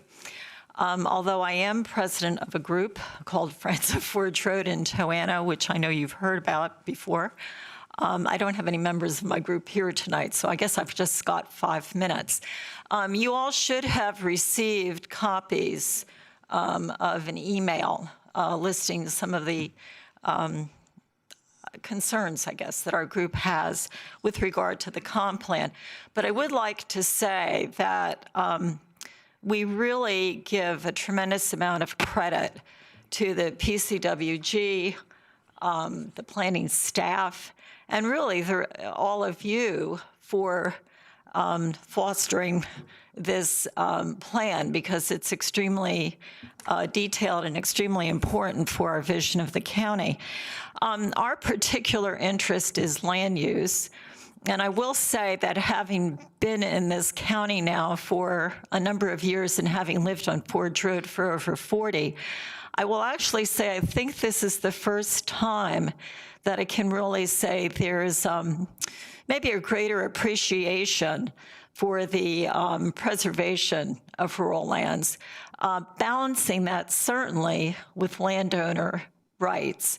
And that's an important comment that I'd like to emphasize here. Because I think, unfortunately, when a group like I'm representing usually talks about rural land preservation or whatever, people tend to think we're talking about taking away landowner rights, and we are not. So with that, there are several items that I would like to emphasize. The first one being that if, in fact, the county is serious about having the preservation of rural lands in the upper county, because that's primarily what we're talking about, and those which sit predominantly outside the the PSA, then I think it's going to be really important that the county reinstitute the Purchase of Development Rights Program. Now, I know you all have, I think in this present budget, put some more money in toward that goal, and I applaud you for that, or I should say my group applauds you for that. So that's one of the things. I also think that it's extremely important that some sort of dedicated staff position be established, because it's not just incumbent on the county to, if you will, gather funds for, let's say, PDR. But I think having a staff person that can look at other opportunities, whether it's through other conservation-minded organizations like Virginia Outdoors Foundation, Historic Land Conservancy, or whatever, but you really do need that dedicated person to spend that time doing that to get grants or whatever the case might be. Similar to what that young woman was talking about with the lower Chickahominy watershed. Another thing that we used to have in James City County, but unfortunately faded a bit, was the Rural Economic Development Committee. And I think, again, if we're going to be serious about giving landowners options, and I know some of the landowners are very familiar with various options. I know we already have solar farms going in some locations designated as rural lands. But I think to give those landowners more options, it's really important to resurrect that committee. And then I would say, lastly, something that I feel is really important, especially living on Forge Road. And to some extent, you all have done this already. I think most of you sitting on the board are familiar with the change, if you will, that was made with regard to the Meadows property on one side of Forge Road and the Hall property on the opposite side that Mr. Perry and I think his consortium of owners have. And so I think anytime we can look at ways to increase buffering along the road, when you have A1 land, I know you guys are talking about rural clusters, but having those buffers, I think in the current designation for that property, it's about 800 feet, I think is very important. So with that, I thank you for your time. Thank you. Linda Kurse, is that pronounced properly? Linda Kurse? Nancy, I'm sorry. Yes, I'm sorry. There I go again. Sorry about that. I respond to all names. Oh, Linda's coming to pick one. Sorry. Hey. Welcome. Thank you. Good evening. My name is Nancy Cottrell-Cruzy, and my property is located at 3026 Forge Road. Thank you for hearing my concerns tonight on the proposed rural land policies in the comprehensive plan. I'm here tonight to oppose the density change from 1 unit per 3 acres to 1 unit per 20 acres for rural lands and the new 400-foot setback on community character corridors. These new policies are extremely detrimental to landowners. My family has farmed in James City County for generations. We have personally subsidized the preservation of rural lands since before the Civil War. The PDR program was a community effort, and it invested community tax dollars in preserving rural lands. But now, with these additional restrictions proposed and no TDR program up and running, our family and other landowners are the only ones being forced to subsidize the preservation of rural lands. There are so many in the county that strongly advocate for the preservation of rural lands. Where is their sacrifice? What is their required contribution? Nothing. And for the county, what is their required contribution? Nothing. But this policy is being forced on landowners to carry the full cost of rural land preservation. Furthermore, this policy has moved forward to this point with no direct communication with the landowners. No letters have been sent to the landowners. Thus, you may not hear from them tonight with their concerns because they don't know about the proposed policy changes. This is neither fair nor transparent. While the change in density to 1 unit per 20 acres and a 400-foot setback has been defined very specifically, there has been no similar specific language in the comp plan for compensation to landowners. There are many options for the county to consider. Some advocate compensation through rural economic development funds, but this would be impossible to successfully subsidize the reemergence of agriculture into James City County. The value of land is just too high.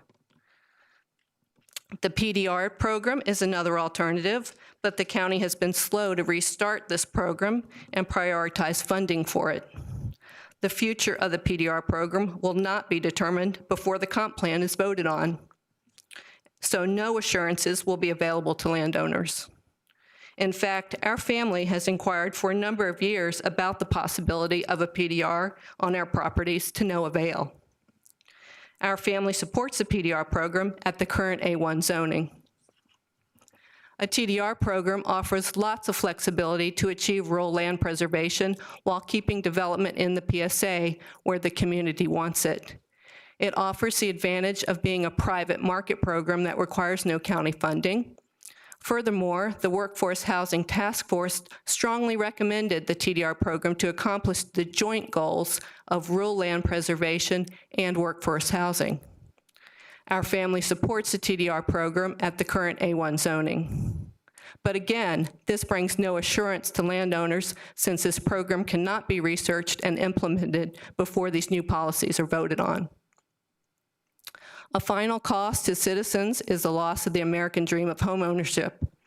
Large lot zoning will undeniably drive up housing prices in James City County by sharply restricting supply.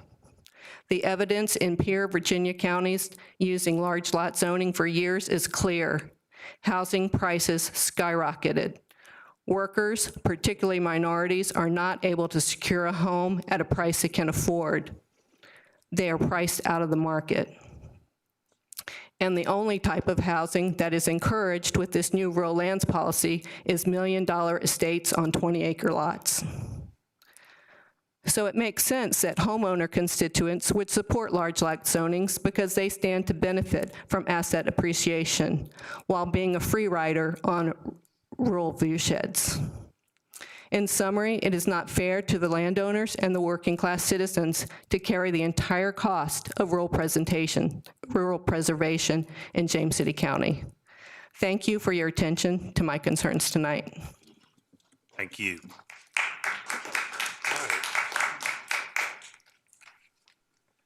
Next is your sister Mary et al.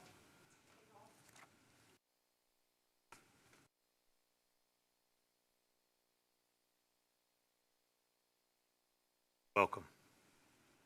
Thank you.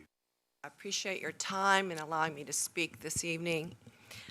My name is Mary Cottrell Adol, and I live on Lombardy Farm at 2724 Forge Road. I'm a school teacher and a single mom, and I am the example of what my sister Nancy just mentioned. I wish to express once again my opposition to the change from the 1 house per 3-acre density to the 1 house per 20-acre density in the rural lands policies. This regulation represents a 7-fold reduction in density on my property. I also want to express my opposition to the 400-foot community corridor, which will affect the road frontage on my property. My family has been preserving rural lands since before the Civil War. My father was a model citizen who paid off the farm, paid his taxes on the land, and kept the land attractive and productive throughout his entire life. So this is my legacy. A legacy where hard work produces equal opportunities with fair and equitable treatment for all. Here's the thing, you're harming people like me. I am just one example. Landowners may be in the minority, but these policies destroy our well-being because our future is the land. If the comprehensive plan includes these stipulations, can I afford to build a house on my property? No way. I would not be able to afford to put in a 400-foot driveway, dig a well, lay utilities, and build a home on my land. My retirement, once again, is in the land. I'm not even sure what the 400-foot corridor would be used for. Please correct me if I missed something, but I do not know exact details about this corridor. On my land, would it mean that my frontage, which amounts to exactly 23.56 acres, would continue to be maintained by me as I'm still the owner paying the taxes? Or does this comprehensive plan have something else in mind, like some type of buffer? This parcel is the most valuable piece of prime real estate that I own. So what exactly are the plans for my 22.56 acre frontage after it's devalued? I believe this 400-foot corridor policy will similarly affect 4 to 6 other landowners on the Forge Road. I requested a map of what this would look like, but was told that none will be available until the comprehensive plan is passed or completed. I do also realize that not everyone hurt by these policies is a landowner. The lower middle class will take a hit. The housing market will skyrocket out of control, just like my sister said, and few, if any, of the hardworking residents in our county will be able to afford to buy or build homes in the county. So what I'm here for tonight is not really about my home place. It is about all the hardworking landowners and other working class citizens in our county. By promoting these policies, you are saying to them, you don't count unless you're rich. In closing, I request that you do not succumb to the pressure to stomp out all development, but leave some open room for attractive neighborhoods to be created to support growth in the county, especially the upper county, where the revitalization of Toano is something that I'm looking forward to. I also request that you do not cave in to pressure to stomp out development without offering some sort of compensation, like the PDR or TDR programs that my sister has mentioned. These regulations without remuneration will devastate the assets of landowners who have worked for years to preserve the rural lands. Landowners like me will suffer horrendous consequences and simply not be able to survive. Thank you for listening to me. Thank you. All right, Richard, if we'll keep the clapping down, please. All right, our next is Richard Durst. Durst. I'm sorry. No problem, thanks. Thank you, sir. I'm getting them all right tonight. Mr. Chairman and members of the Board of Supervisors, I'm here specifically to speak about parcels C1 and C2 of the Eastern State Hospital property. My name is Dick Durst. I am a resident of Newtown, 4195 Newtown Avenue, and I am also the current president of our HOA, the Newtown Residential Association. Our homeowners participated last week in 2 town hall meetings to first hear a presentation by representatives of the development company, ABVA, regarding their requested change of the land use designation of C1 and C2 in the Eastern State Hospital property to mixed use - Newtown. The second town hall was with Supervisor Jim Eisenhower, scheduled by him to listen to our homeowners regarding the ABVA proposal and the potential redesignation of the Eastern State property. On behalf of the Board of Directors of the Newtown Residential Association, I'd like to share with you some of the following reactions of the majority of our homeowners who attended those 2 sessions. Our first request for your consideration is to leave the current land use designation as it is, that is, federal, state, and county land. We are extremely concerned about the environmental and logistical impact of such a large volume of homes to be built on this property, as well as the demands it will place on our infrastructure and the resulting increase of traffic on our already crowded roads and streets, Monticello, Ironbound, and the arteries within Newtown. We understand full well the pressure you will receive from the state against leaving the current designation in place. Secondly, the Newtown Residential Association and our homeowners were never consulted by ABVA with a request to add Newtown to the mixed-use request that you are now considering. We have not had adequate time to discuss positives or negatives by adding the volume of these homes to our association. The majority of those attending the town hall meetings are concerned about the impact on our current amenities, that is our community pool, our playground and walking trails, as well as the significant increase to our small community's traffic volume. We respectfully request the removal of the Newtown designation from the mixed-use request until such time that those discussions and negotiations can be held should the county decide to approve this redesignation. Last Friday, Supervisor Eisenhower and I received a letter from ABVA requesting, quote, that the Newtown name not be part of our application, thereby supporting this request from our association. Third, at the request of one of our homeowners, there was a straw poll of those present at the meeting with Mr. Eisenhower. While there's some confusion over the actual question that was asked, the person requesting the informal poll told me last night the intended question that she asked was, quote, by a show of hands, who does not want the developer in our HOA, end quote. As such, that would place this discussion outside your area of responsibility as the Board of Supervisors.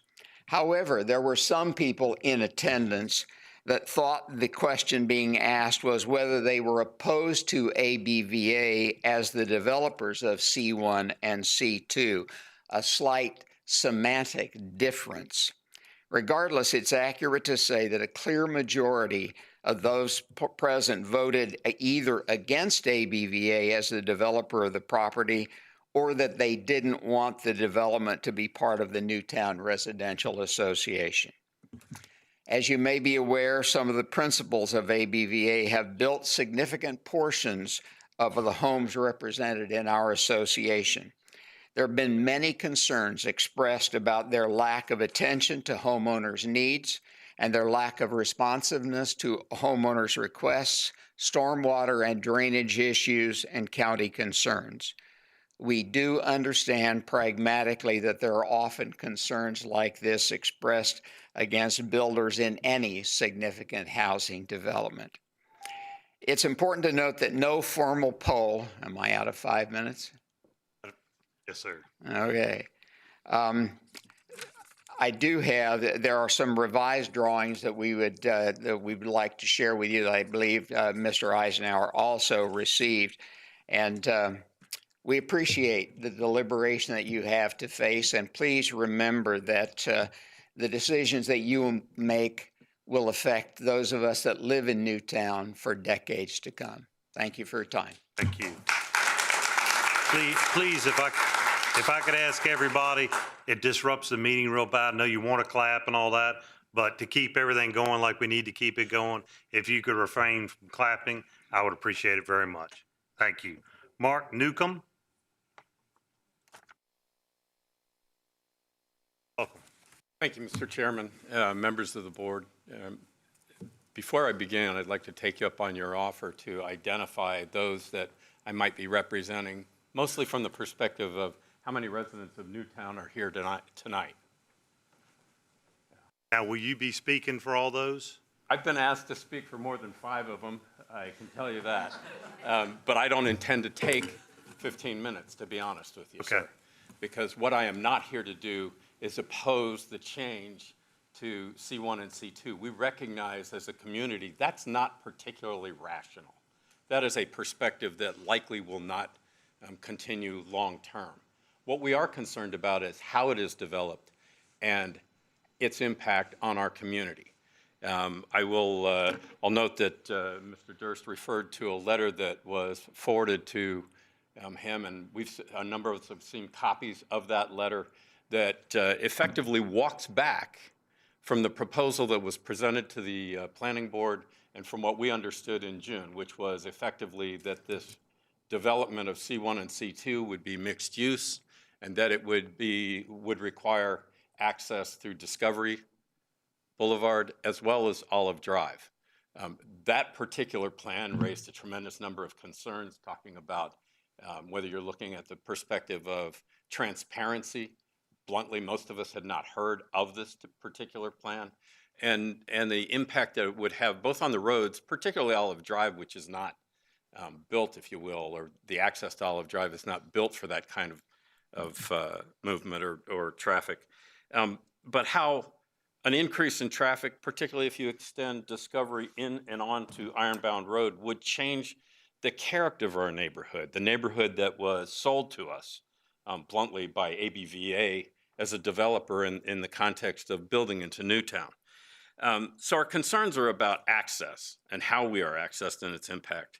The buffer, because initially we were told the buffer would be very narrow. Now, I do understand that ABVA has committed to increasing the buffer between the development of C1, C2 and the northern border of Charlotte Park, which is the northernmost section of Newtown, to up to at least 150 feet. That's also consistent with the buffer we see to Shirley Terrace or Shirley Park to our west. So I don't think there's a real reasonable objection there. The proposal to add this development of C1, C2, as Mr. Durst explained, to the NTRA is particularly concerning given the fact that we as members of the NTRA, we weren't consulted. It was presented to the planning board as effectively the only option. It's an option that wasn't presented. There's no proffer. There's no indication that there's a benefit to our neighborhood association that makes it reasonable for us to support that kind of a move. And to be blunt, the developer does not have the opportunity to force that on us. We recognize that. So there has to be some give and take. And so I should begin by thanking ABVA for indicating that they're willing to talk to us and indicating that they're willing to find a way to develop. They've, in an unsigned letter, in a letter that, through my trade, I'm an attorney, unsigned, not on a letterhead, means not much to me in terms of a piece of paper. So I recognize this isn't a zoning hearing. I recognize you don't intend to take action this evening. So what we really do have is a request as a neighborhood is that before you approve the development as described by ABVA, even in terms of its modification in the letter that Mr. Durst referred to, you get some kind of commitment in the way of a contract, if you will, from ABVA so that they will develop in accordance with what they present to you today or as you move forward to your decision and not seek an extension beyond that so that we can protect the character and the calm, if you will, of the neighborhood that's been developed in Newtown. I want to thank you for your time. I really do also want to thank you for Mr. Eisenhower, particularly for having a meeting for all of us to be heard. We appreciate being heard this evening, and we look forward to hearing from you as a board. Thank you very much. Thank you.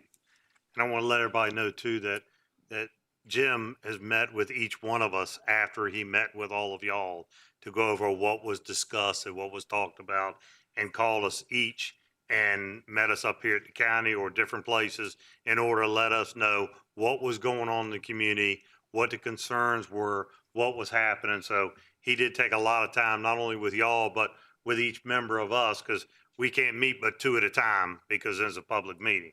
So he had to meet with each one of us individually in order to convey what was going on during his meeting.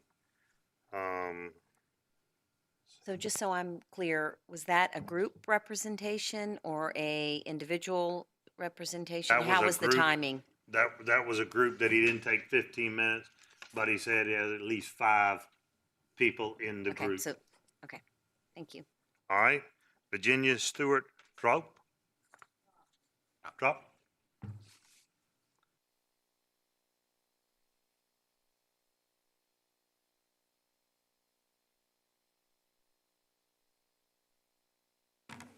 Welcome, good evening. Virginia Stewart Dopp, 5182 Rollison Drive in Newtown. Mr. Durst and Mr. Newcomb have pretty well covered most of what I would like to say, but I do want to add concerns about the traffic that will be generated should this development go through. And we do understand at this point from the developers that they will not be using access from Olive Drive and Rollison. And so I would like to just talk about Discovery Park Boulevard. We know that James City County and VDOT are going to study that traffic carefully and look at how they can take appropriate measures, such as stoplights and so forth, to control what's happening with Casey Boulevard and Discovery. And we ask that they be especially mindful of the pedestrian traffic in our walking community. We also got a lot of cyclists, runners, dog walkers, and elderly people getting in and out of cars for doctor's offices. So in addition, we have an assisted living facility under Discovery Park, the Goddard School with small children at Casey and 1 block away, and school bus stops. Most important, we know the state has a penchant for connectivity. We've heard a lot about it. And we request that Discovery Park Boulevard not ever be extended into Parcel A or Parcel B of the Eastern State property. The through traffic from the north coming down Discovery Park would make an already difficult situation much more dangerous. The developers and the county must ensure our safety by blocking potential through traffic into Discovery Park Boulevard from the north. Thank you guys for your hard work, your attention, and all you do for the public. And we especially want to thank Mr. Eisenhower for hosting a town meeting. And we appreciate the gestures that ABVA has made to work with us. Thank you. All right, Norma Abbott.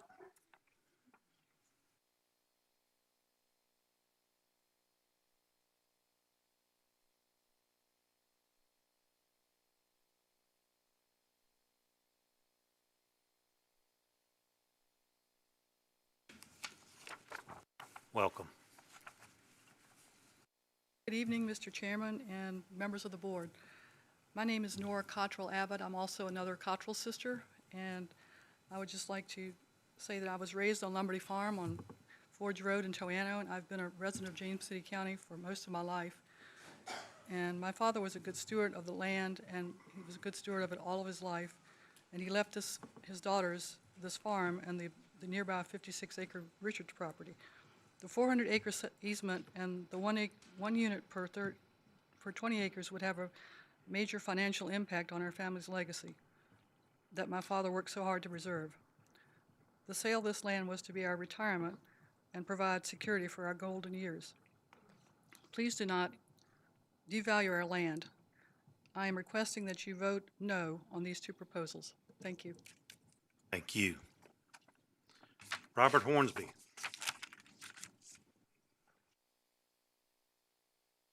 Welcome. Good evening, Mr. Chairman, members of the Board of Supervisors. I'm Bobby Hornsby, 2 Kensington Court, James City County, Virginia. I'm a real estate broker, a certified general appraiser, and a Class A building contractor working in this area for 41 years. And I want to thank you all for your diligent service and working towards sound planning goals for the future of James City County. Over the years, I've represented many property owners in the purchase, sale, and development of numerous rural parcels, and I'm here tonight just to talk about some of this rural land policy.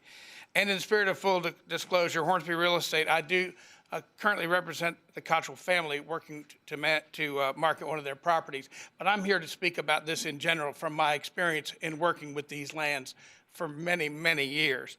I've also worked with Jack Ray to help him assemble property for his wonderful activities in the revitalization of Toano. And the success of that endeavor will largely depend on participation from a growing number of nearby residents to provide customers for his services. We got to have, warm bodies to come to Toano and do the shopping and dining that Jack envisions. But numerous items in this plan that are before us substantially limit that possibility. One of the biggest changes presented here, and you've heard it from others, is the switching of the minimum lot size in the A1 zone from 3 to 20 acres, which will drive up land prices substantially. And you've heard about that, but I wanted to give you some true examples from the market perspective. Also to remind you that there are numerous laws, rules, and requirements in place that effectively reduce the density in A1 as it is right now, such as limitations to the number of lots served by private wells, septic issues, chest bay restrictions. There are a lot of limitations in existence right now. An excellent example, I can just pick one parcel here, is a 56-acre parcel zoned A1 on Forge Road. Even though the minimum lot size is 3 acres, you cannot subdivide this parcel into 18 3-acre lots based on these James City rules that I have mentioned. That would be 56 divided by 3, 18 lots. The already existing rules limit this 56 acres to be able to be divided by right with into a total of 9 lots, averaging 5 to 6 acres per lot, with eventually a purchase price or sale price of $150,000 per lot. An expensive price in itself, but that's what the market is bearing for lots of that size out in the Forge Road subdivisions when they're available, like Chadwick or Martin Farms or Warren Farms, all the subdivisions that have been developed using the 3-acre minimum, but they all have a lot bigger lots than 3 acres. But under the 20-acre minimum, this same 56-acre parcel could only be sold as 2 28-acre parcels with an estimated sale price of $350,000 to $400,000 per property. Now, this is just realistic. So the next thing you know, instead of 9 lots at $150,000, and these are 5 and 6 acre lots with the similar sort of farmette beautiful homes like you see down on Lake and Chadwick and Martin. Now we're going to have a 28-acre lot for 2 of them, $350,000, $400,000. Far more expensive. It would require twice the income level to be able to obtain a loan to purchase this 28-acre lot. That now, so if we've gone from 9 possible by right to 2. Now, also with that new setback, the 400-foot, the driveways will become longer and substantially more expensive as well. And as has been said, who's doing what with that buffer? Does it have to be planted? Does it have to be maintained? Does it have to be left in that? We don't know, because this is just a comp plan.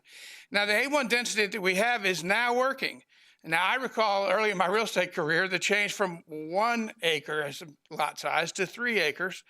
But I don't understand why we're jumping to 20 acres. I mean, if we have to change the minimum size, like, why not 5? I mean, why not move to 5? We're going from 3 to 20.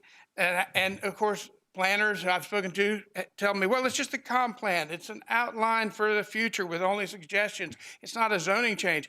But there are many, many times that I've been in front of county commissioners or supervisors who say that a particular density or zoning request goes against the outline of the comp plan. And there are specific wordings in the comp plan that says, even with the new, thankfully, adopted cluster change, that there are situations that say they don't want you to go below that 20 acres. We're making plans that will affect the quality of life for our children and their children. So I respectfully request you don't adopt this plan until we make some changes that reflect smaller minimum lot sizes in the A1 zone. Thank you very much. Why not 5? Anyway, y'all take care and have a lovely night. Thank you. Doreen Pascella?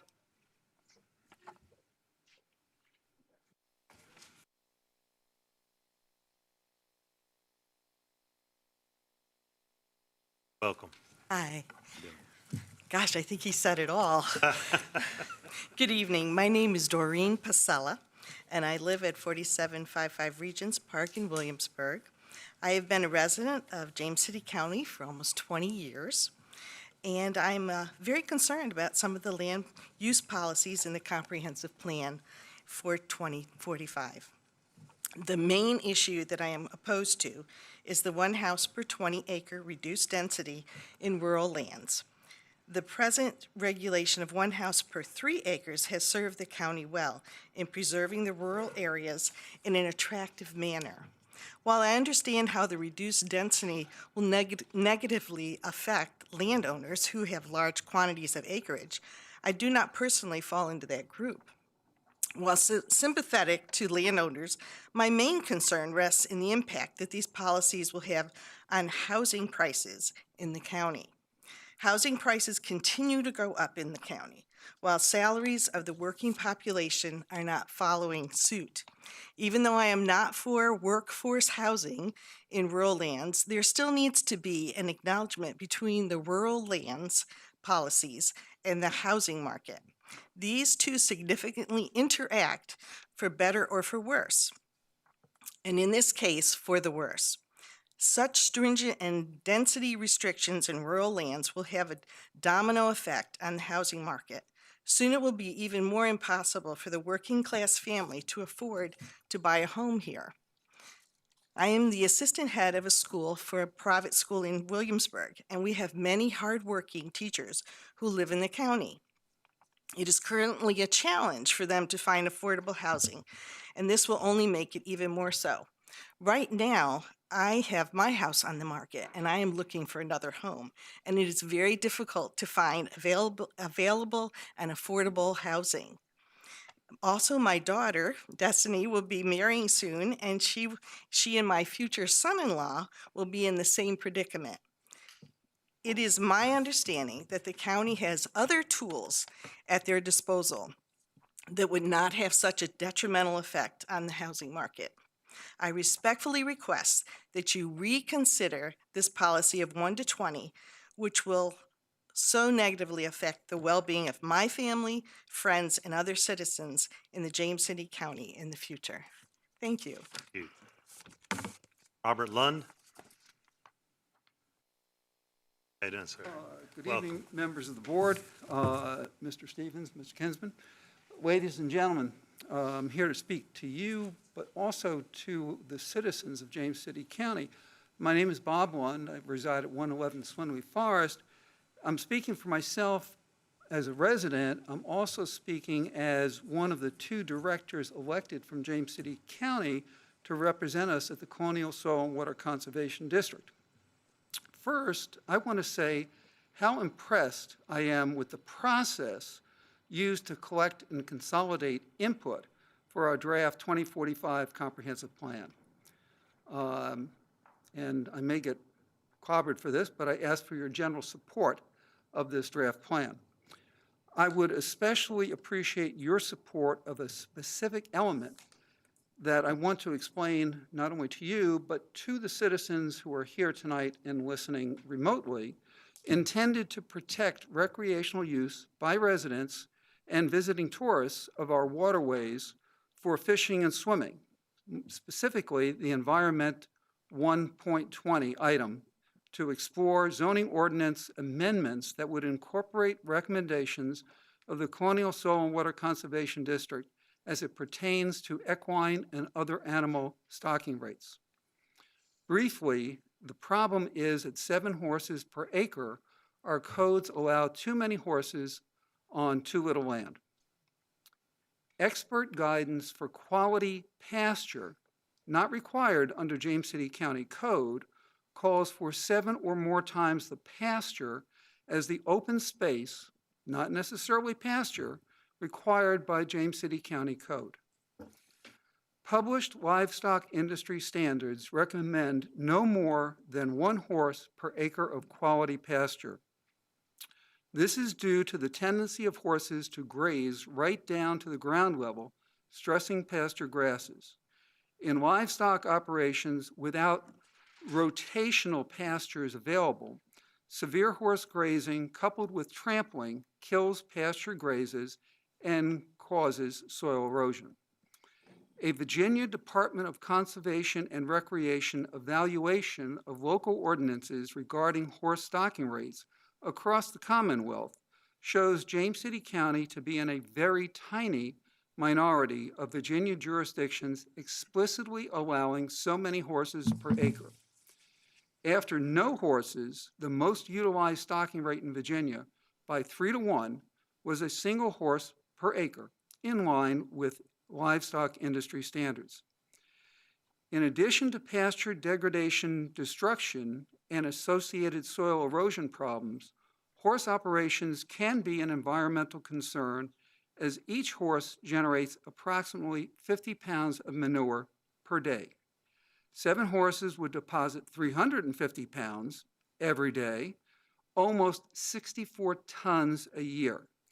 This is far too much for natural processes of an acre of land to effectively break down, thus creating risk of bacterial contamination of impacted streams feeding our local waterways. Additionally, runoff from eroded, manure-laden acres can contaminate streams eventually flowing into the Chesapeake Bay and other sensitive areas with unutilized nutrients, causing algae blooms and oxygen depletion. And of course, flies and other pests attracted by the odor add still more bacteria to the piles of horse dung. Finally, sediment from soil erosion also harms the grasses, fish, and shellfish in our waterways. I would gladly address any questions you or your staff might have about the benefits of this item. In closing, I want to express my appreciation of those who worked with me on this recommendation. Douglas Hall, our other elected director, James Wallace, our district manager, and Robin Woolsey, our urban conservationist. Thank you for your attention. Thank you. All right, next speaker, Peyton Harcum.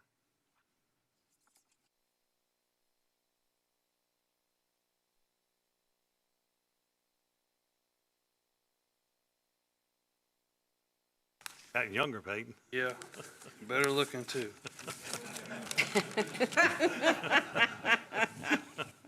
All right, good evening, everyone. Thank you for giving me the opportunity to talk to you. My name is Will Harcum. Long time, I've lived in James City my whole life, with the exception of college.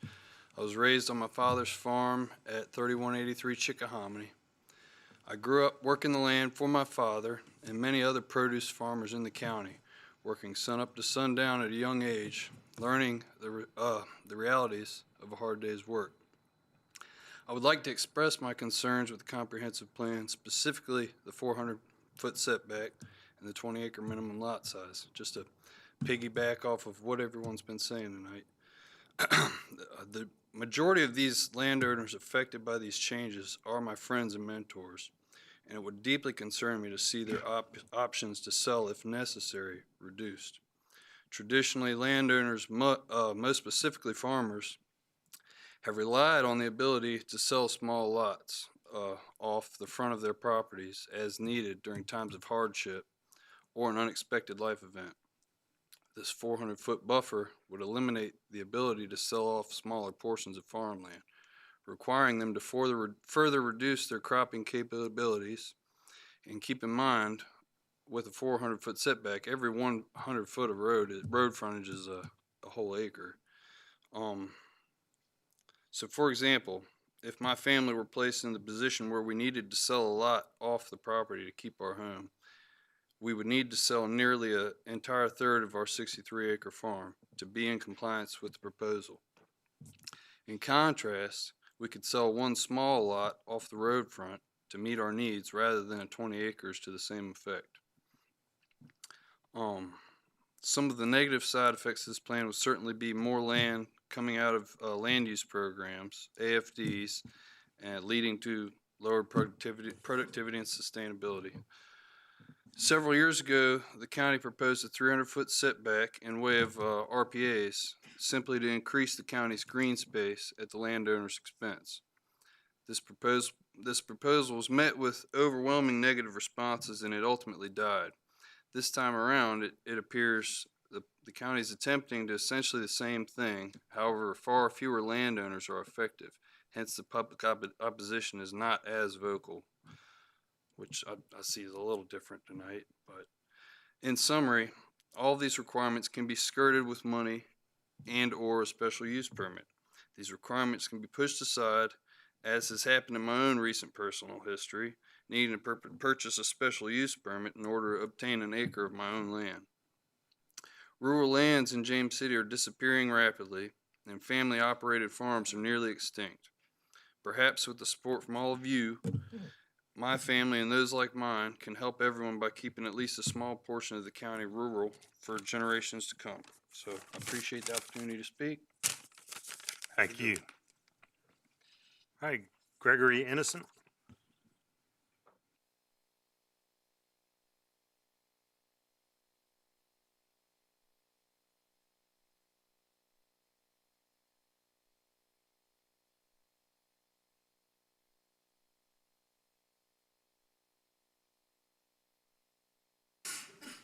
Welcome. My name is Gregory Innocent. I live at 4297 Casey Boulevard in Newtown. I want to thank the board for the opportunity to let me speak for a few minutes. I was not at the meeting last week. I had to spend time down in South Carolina. Two things I think really stand out on this, and a lot of the issues have been touched on by other people. I think we need to think about terms of infrastructure, and I think the infrastructure is not really there. I have no problem with the development. I mean, I'm not a NIMBY, if you know what I mean. But the problem is that we really don't have the infrastructure that they want to hook up to. Discovery Park Boulevard, excuse me, people are going to cut through Casey to go to 199. I mean, that's just the natural way to go. The road is only, 4 or 5 blocks long. One end is anchored by a school, Goddard School, and the other end is a group of stores. Already it's difficult the way they have it set up to traverse Casey Boulevard. So I have a lot of concerns. How are they going to do this? And it's easy to say, well, we'll leave it up to VDOT, but it's my experience with VDOT is not very good. So, I'm not impressed.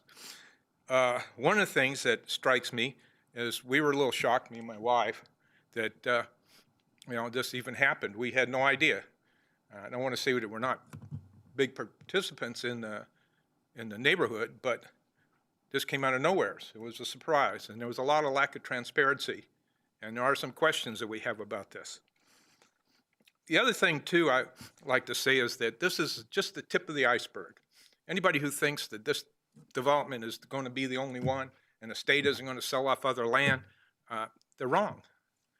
So what happens now is going to be key to what's going to happen in the future.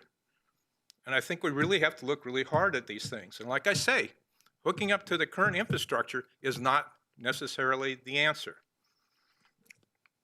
Last, I don't mean to dig at anything, but it was mentioned that, this might be the best offer we can get. Last time somebody said that to me, I didn't buy the car. Thank you all. Thank you. All right, next speaker is Tom Shea. Correct?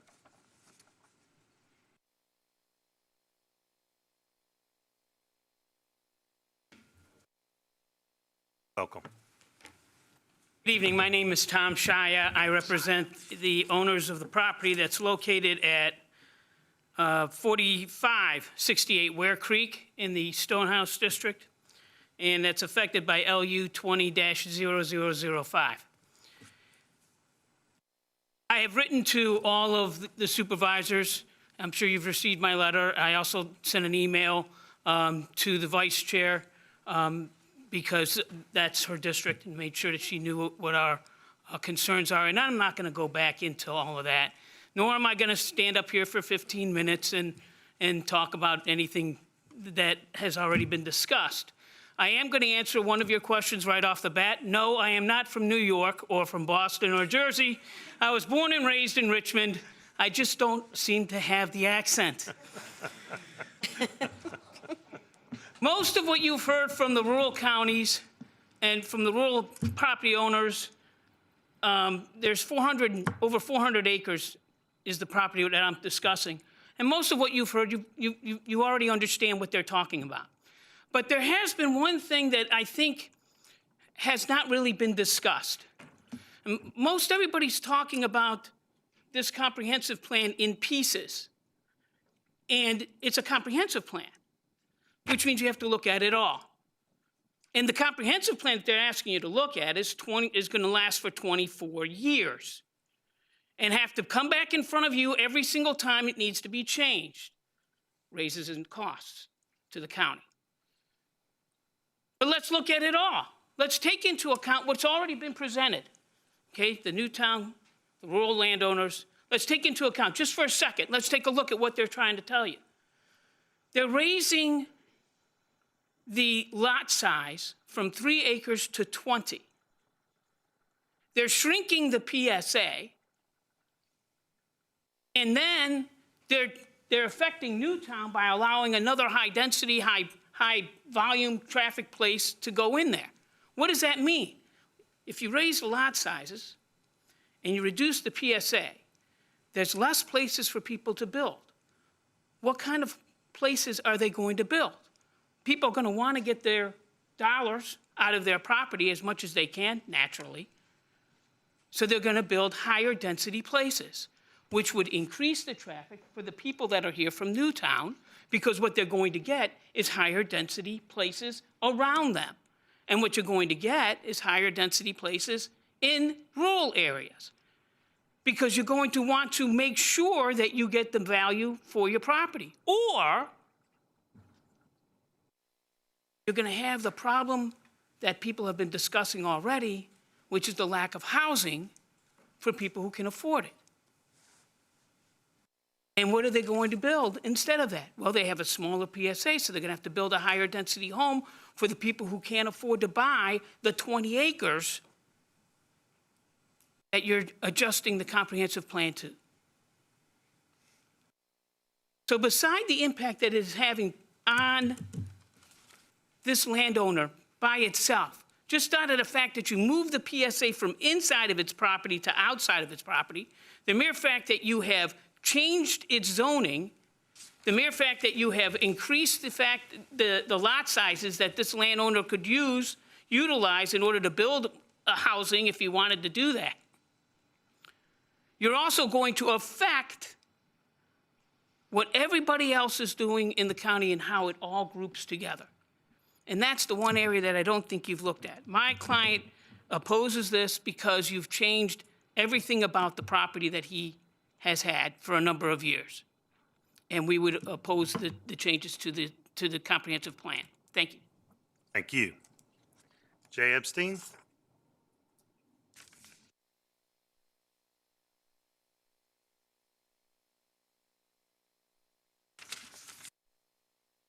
Well, my name is Jay Epstein. I've lived here for close to 30 years, and I've done affordable developments in the Norwich area, and I've done it down in the Grove area. But that's why I've always been here before, for affordable housing. In 2014, I got involved in building solar homes. And the one community that I brought back here when I started building again in James City County, my hometown, was Walnut Farm. And I gave you all a sheet of paper showing that.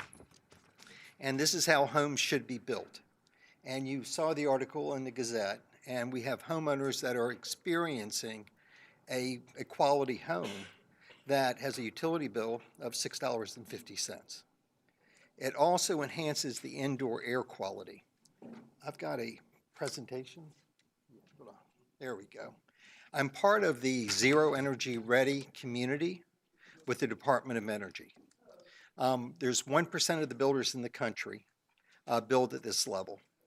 We don't build to today's James City codes or the state code, which is a 2015 code. We build to the 2020 plus code.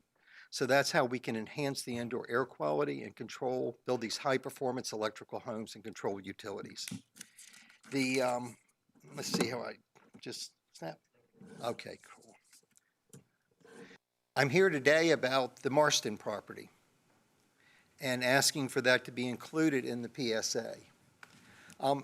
The natural progression of what I did at Walnut Farms was to build this high-performance community, and what I had to do was take the trees down because I had to basically have a south-southeast view for the solar.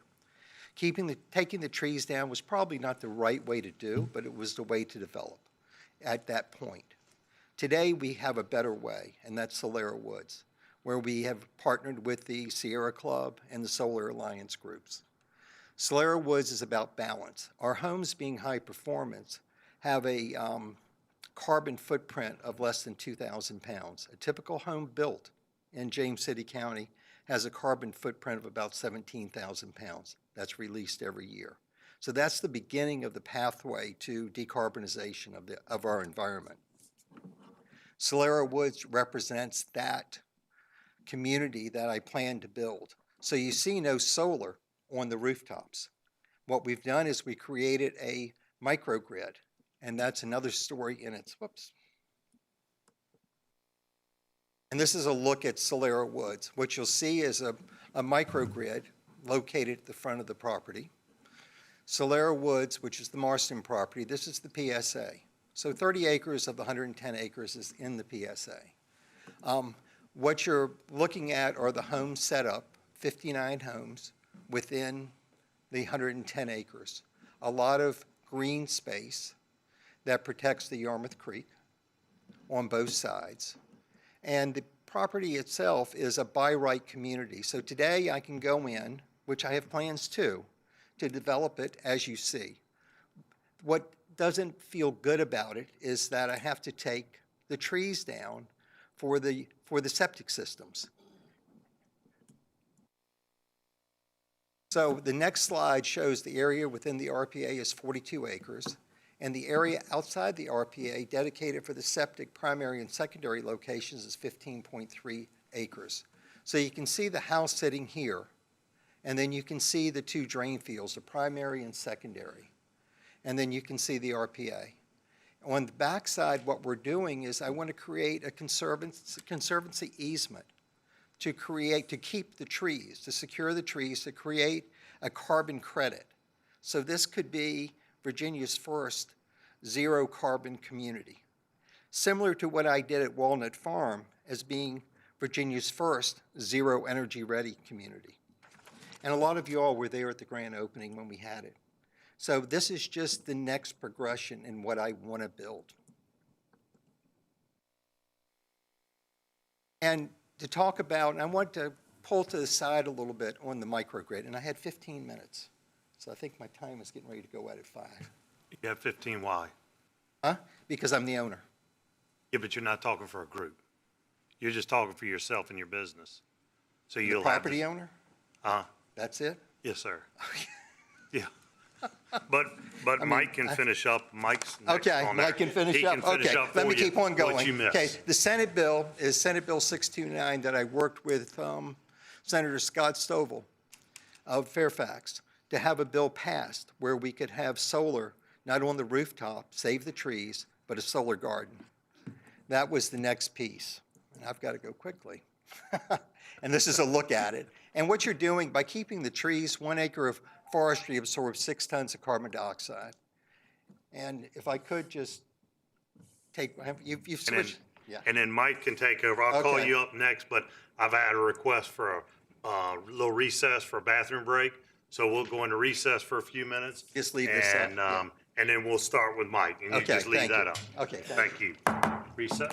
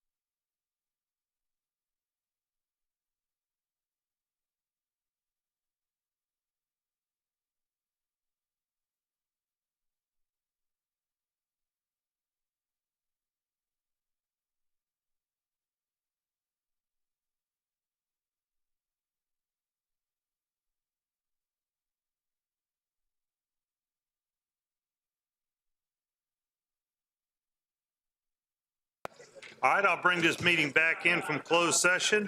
And Mike Ware, I think you were next up, sir. Not closed session. Thank you. Open session. Good evening. My name is Good Mike evening. Ware.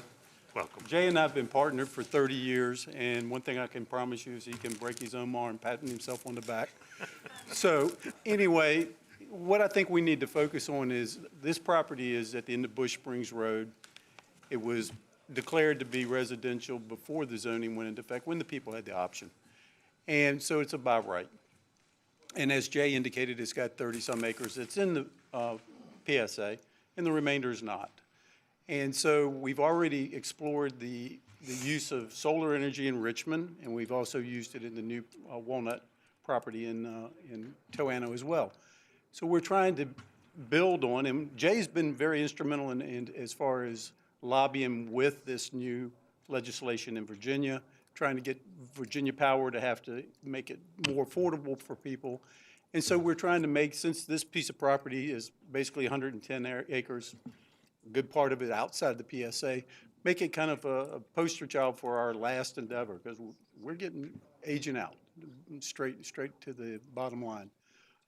But what we proposed, as you could see in the thing up there before, is making use of the area that is currently a field that's in the PSA, kind of like the solar grid. The property out there is sand. As you well know, most of James City County has very good soils for septic. But if we are able to tie into the water and the sewer in the PSA, I think it helps the people on Bush Springs Road, because when their systems age out, they'll have the opportunity to tie into the system, number one. But number two, if we create a conservation easement on this property so that the homeowners, they got their trees, but we have restrictive covenants so that they can't cut them down unless they're diseased or, obviously hazards for the community. And we create that grid and we take advantage of the new way of thinking, and that is to keep the trees because they absorb the carbon, and we keep the solar going so that we have less demands on the communities, other resources, nuclear power and all that. And we try to step into the future. I think we're going to try to make James City County as one of our last efforts, bring it into the future. We understand there's a lot of,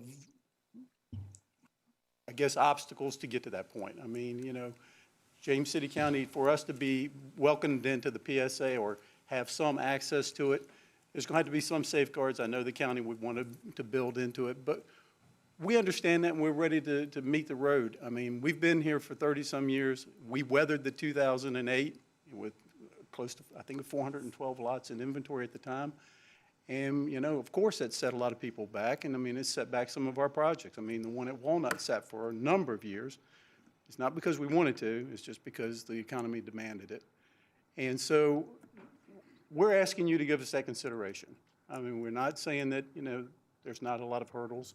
But I think if you look at the objectives, and I've looked at y'all's objectives, like investigate ways to amend the county ordinance to support alternative energy production, we're there. Sequestration approaches for carbon, we're there. And basically support Virginia's commitment to achieve 100% carbon-free power by 2045, I think we're there. So if you just look at it from the light of what the objectives are of the county and what we think we can bring, and this is a unique piece of property, having the field that we will not have to destroy trees to put the solar grid in, and then develop the wooded area that has a lot of good terrain to it, and keep the trees and keep the houses into more of a community that you don't go in and strip the trees off, build it, and then come back in and plant the trees, and 30 years later have a beautiful community. We thank you for your time. We know you've got a large agenda with a lot of issues, but we ask you to consider ours as well. Thank you. Thank you. All right, next is Claudia Cotton. Welcome. Mr. Chairman, members of the board, Mr. Stevens. And congratulations on getting to this point with the comp plan update. I realize it's a Herculean effort, and I congratulate you getting here. I'm here tonight on behalf of the Coastal Virginia Building Industry Association. We represent residential home building in Hampton Roads. We feel it's important to review the comp plan policy recommendations for residential land use with the lens of what's currently happening in the new construction market landscape. The Harvard Joint Center for Housing Studies just released their 2021 National Housing Report that confirms the housing market lacks supply, and residential construction has been challenged by a number of issues: regulatory burdens, material availability, land and lot access, and skilled labor shortage. This will continue to price people out of the market. Regulations imposed by all levels of government account for almost 24% of the cost of a new single-family home.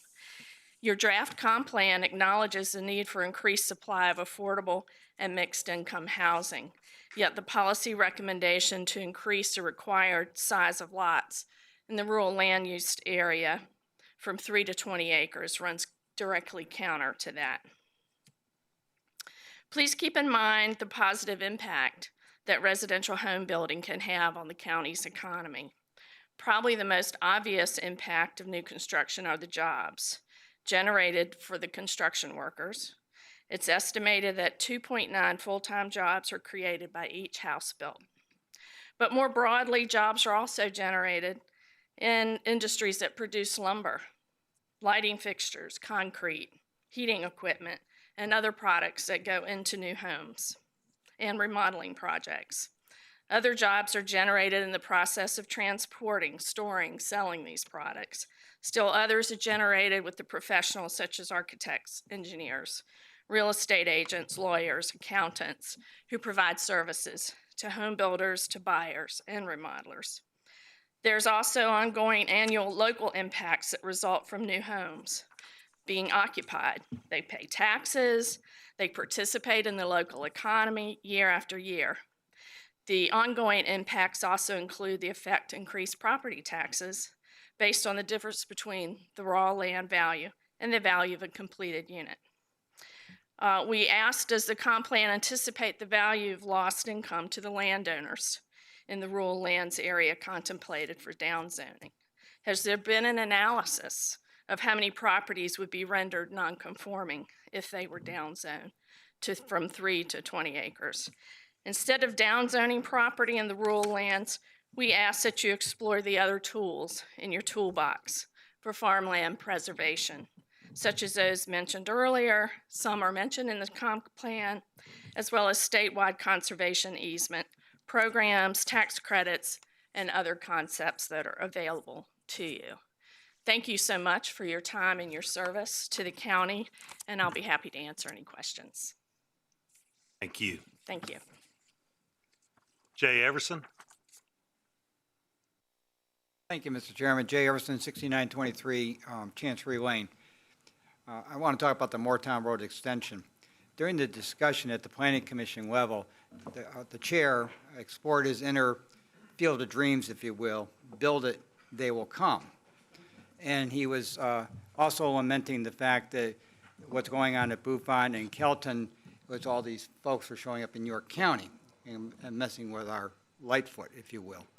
And I got to thinking about this, and I said, you know, they're coming. Some of them are already here. The question is, where would they be able to go? And when you had your meeting with the Planning Commission, one of the commissioners talked about the traffic study from 2013 indicating that the traffic in Richmond Road would deteriorate with the Moortown Road extension. There have been 3 or 4 traffic studies since that point in time, which included a Moortown extension, which indicate quite the contrary. They would improve it. And with the situation I-64, if we have a hurricane, God forbid, and they reverse the traffic, the Moortown Road extension would help with emergency traffic going east. And the commission voted, 4 of them voted for it. 3 live in the northern end of the county, and of course you could say, well, they voted their own self-interest, but the other person who didn't, who lives, I gather, on the other end of the county, well, as far as I'm concerned, God bless them. Then if I could, direct your attention to the eastern end of the county at Pocahontas Trail, Route 60. Now, been coming to these board meetings a long time, and I would say probably 10, 20, 30 years, this board has grappled with traffic on Route 60 in the eastern end of the county. And lo and behold, we got the Skips Creek connector. And that's coming along for two reasons. One, to open up Greenmount, and your comprehensive plan includes an extension of that Greenmount Parkway further out as a placeholder, and also to alleviate the traffic, help alleviate the traffic on Route 60. Both of those do the same thing with Moretown Road. And I tell you, over the years, the people in the north, the supervisors in the northern end of the county, I've never heard them once, not one time, say anything negative about Skips Creek or raise concerns, let alone vote no. And then I take a look down here at John Tower Highway. We have the intersection of Green Springs and Centerville Road. Well, that problem may be intractable. There have been a number of solutions offered in the last few years. And again, never heard anybody from the northern end of the county raise any objections or concerns or vote no. I'm getting very concerned that where you live will determine whether or not you support traffic improvements that can benefit all the citizens of James City County. I hope that's not where we're going. On another issue, totally unrelated, ENV 3.1.17. That is about the watershed. And there's a little section there about precipitation. Normal people call it rain. Now, we have some pretty smart people here with our staff. You know, we have Mr. Stevens, Mr. Kingsman, and they're pretty bright, pretty smart. I can tell you, not one of them can tell you how much rain we're going to have a month from now, a year from now, let alone 5 years from now. Now, when you put something in the comprehensive plan, they're expected to figure out what the rain's going to look like so we can have a better watershed program. I'm not opposed to watershed program. I think it's wonderful. But I would humbly request that that last line about rain be removed. I appreciate your time. Thank you very much, and God bless each and every one of you. Thank you. Mike Joseph?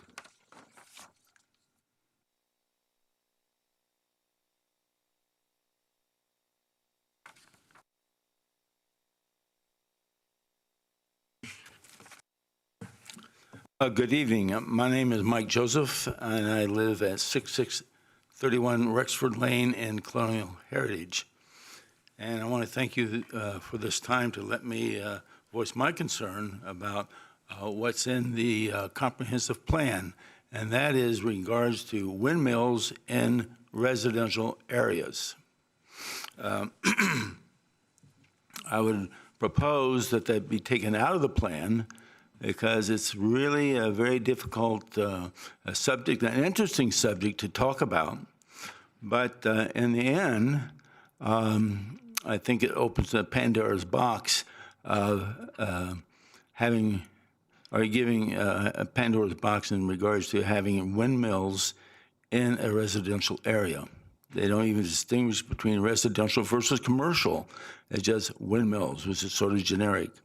But in looking at the materials that I found on windmills is very, very interesting. And, windmills have a direct impact on the environment in many ways. One is we hear about what they call the graveyard. What do you do with the materials when you take down a windmill or repair it? And the blades that they're using now are not recyclable. They cut them up and put them in landfills. They're made from what they call thermoset plastics. They're not reversible as compared to the thermoplastics. So you have an environmental problem with waste. The other thing is we hear about rare earth materials, like rare earth metals. And in windmills, that does exist. And there are three particular metals, and it has to do with making magnets. Magnets is a very technical process, and that is very interesting.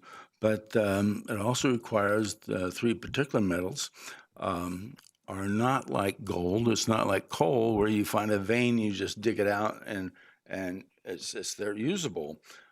You do a little processing, but these materials are integral to the parts of what you mine. You mine the dirt and the sands and the gravel and the rocks, and then you have to process it. And the process is very lengthy, and in itself, this has spin-offs of environmental impact that are negative. So you have the rare earth materials, and of course, it's very true that we don't have a lot of rare earth materials that would take to fuel the products. But the other thing is the financial parts of windmills. I just mentioned the commercial ones. You could spend maybe $1.3 to $4.4 million on one of these just one big windmill that's about 280 feet tall, and they give off maybe 1, 2, 3 megawatts. But I want to talk about residential. The residential, you can have as small as maybe a 400-watt windmill. Well, a 400-watt windmill doesn't produce that much. You see them on sailboats as auxiliary power units, so that when you're moored out and you want a little electricity, you have it.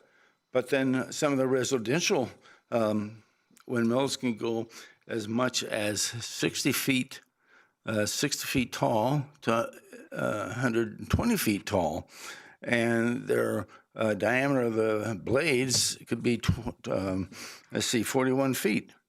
So, and they cost between $50,000, $80,000, and so they say that in this case the payback is about 15 years, 12, 15 years, and the life of the windmills are 20.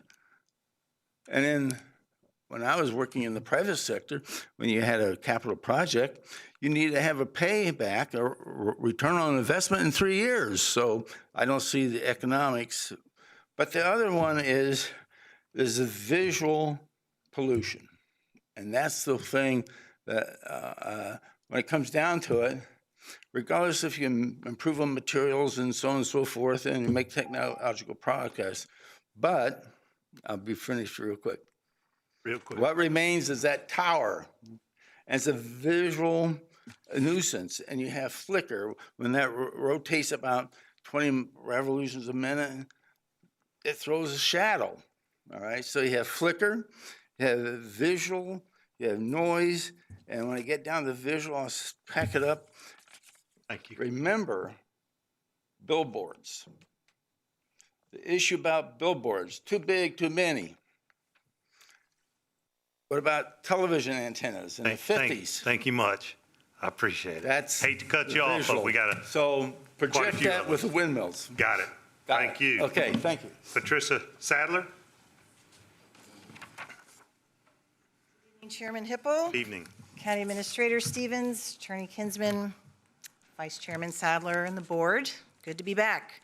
I am Patrice Sadler, Executive Director of the Historic Virginia Land Conservancy. We're located at 5000 New Point Road, Suite 2202 in James City County. The Conservancy is a 501c3 nonprofit, small private land trust, and we've been in business for over 30 years.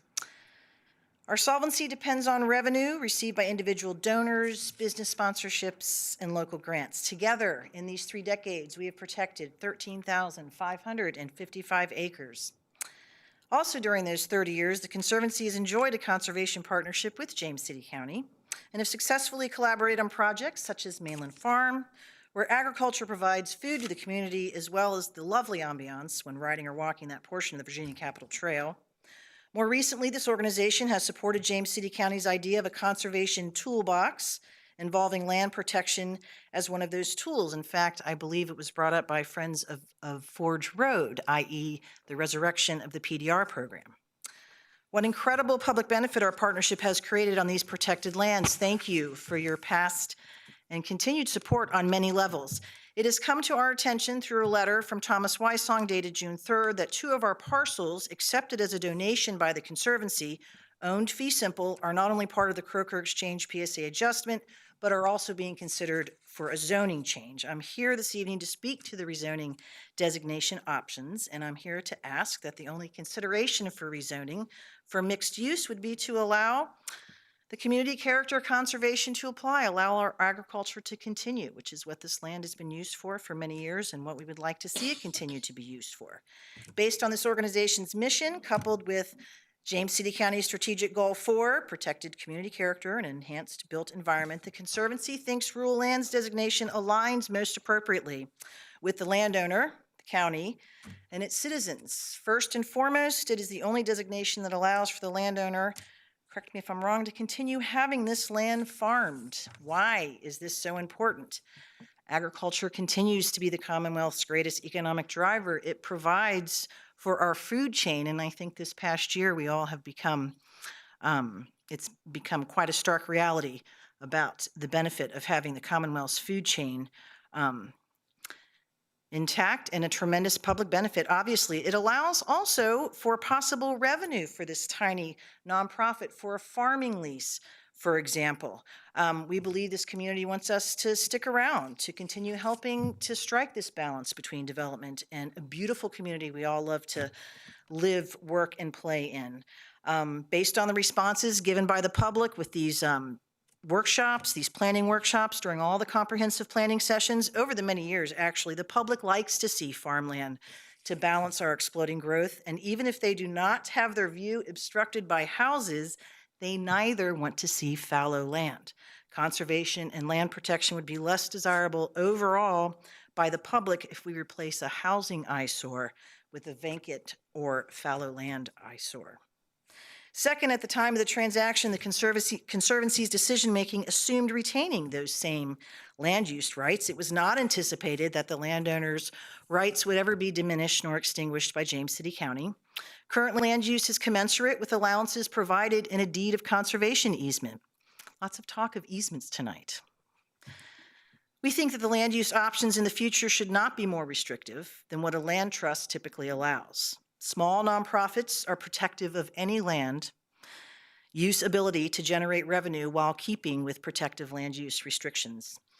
As far as the rezoning from mixed use, eliminating future development, due to the Conservancy being an accredited organization since 2015, we are precluded from selling this land without first encumbering it ourselves with a conservation easement unless sold to a similar organization bound by the same limitations regarding development. So in fact, the Conservancy being bound by this accreditation requirement actually alleviates the need to rezone these mixed-use parcels at all in order to avoid development, since regardless of the county land use designation, development is already no longer permitted.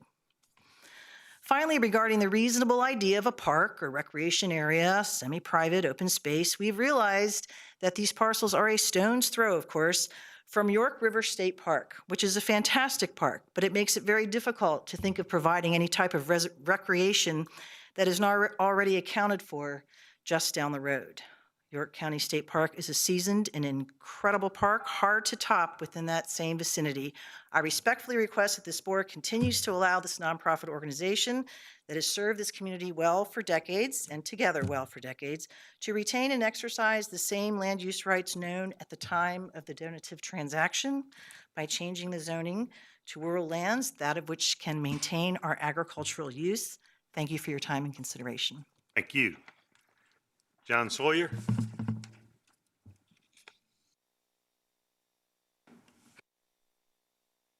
Good evening, Mr. Chairman. Good evening. Fellow members of the board, Deputy Chair. My name's John Sawyer. I'm an attorney and represent the landowner of 7607 Richmond Road. The landowner's Broughton LLC, and it is the subject of LU 20-0013. And I wish to speak with you about that with regard to the draft comprehensive or proposed comprehensive plan. This LU 20-0013 is a commission-generated land use change, taking this property really at the front of it from moderate to low density. The planning department reviewed it and recommended denial. The property is in the PSA. Traffic studies indicate that there's plenty of capacity. The existing zoning is consistent with the neighboring properties. The existing designation is consistent with appropriate long-term planning. And if you know, the standard processes are followed, nice buffering, you know, you wouldn't even know that there was a development at this property, and it would be consistent with that which is around it, which is consistent with good plannings and development. You want to have moderate density at the front, and then you go into lower density behind, and that is consistent with what is around this property.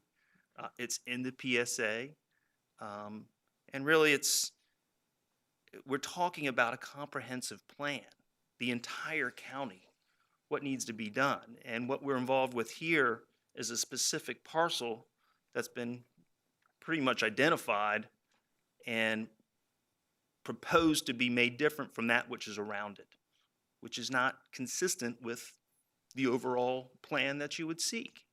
So what we're really talking about is a small area in the front of this property that would be for moderate density, for affordable housing, because I think I've listened as you have tonight, not everybody can afford to live on a single acre property. So you have higher density at the front, and then you work your way back to lower density, which is exactly what you have in that entire corridor. So our position is there's simply no need for this change. The processes are in place to say, look, if this is too thick, then we'll work it down to here. That's what the planning department's for. That's what we work through with the commission and say, hey, look, let's get to the right mix that takes into account what is in the area and the concerns of the citizens. And the current zoning is consistent. It's in the PSA, and there's just no need for this change. So I'm extremely pleased on behalf of my client that the landowner who's been there for over 40 years, the time will be taken to consider this. And that's really what we need. We need a dialogue. We look forward to having a talk about this, but to have this one property on an overall comprehensive plan seemingly kind of said, you know, well, we're gonna pick you guys out and make a little change. I just don't think there's a need for it. And I'm sure the processes are in place where we can all work through it in order for it to be in the best interest of the county, of its citizens, of landowner. And there's just no need for this change. But appreciate your time. Look forward to having a dialogue. And thank you very much for your time. Thank you. Madeli? I probably messed that up. Thank you.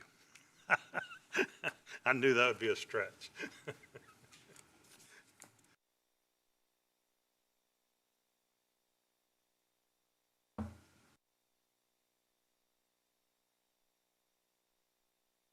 Welcome.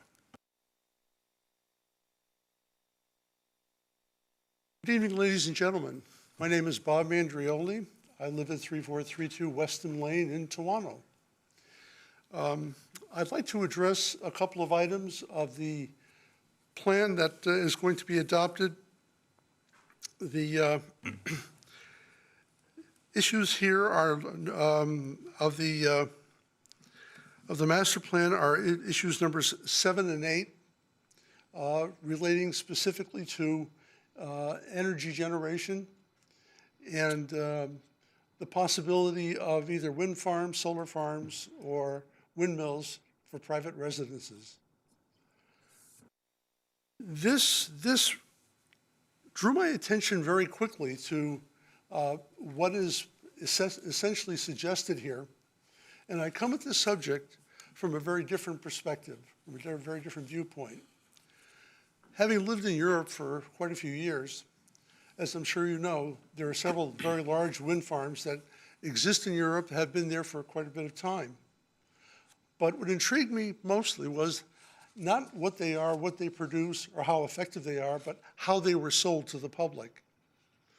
The promises were a dramatic decrease in energy, the cost. The promise was ease of construction, ease of operation, low maintenance costs. The problem is that the results fell far short of the promises. What we saw in Europe were exponentially increasing maintenance costs, very non-eco-friendly devices that could not be recycled. We saw the destruction of many of the wind farms. You can go on AOL and see the dynamiting of foundations of over 90, that's 90, windmills in a wind farm in Europe. Now, the destruction of the windmills shows that they're not going to be repaired and are not going to be replaced. The eco-friendly aspect of what was going on there, as well as what goes on here, is such that much of the windmills that exist in the large wind farms cannot be recycled. You might have seen this, Bloomberg Financial thought much of it, thought it important enough to issue an online article stating that the only way they can actually dispose of the blades is to put them in landfills. The dirty little secret is that even though they are put into landfills, they are not biodegradable. So whatever you put into that landfill, because they are not biodegradable and not recyclable, stays there for a long period of time. The point I'm trying to make is that when you travel through these wind farms, no matter where you are, to see the turbines revolving is almost mesmerizing. It's hypnotic. But living in these areas next to them for a period of time is a very different story.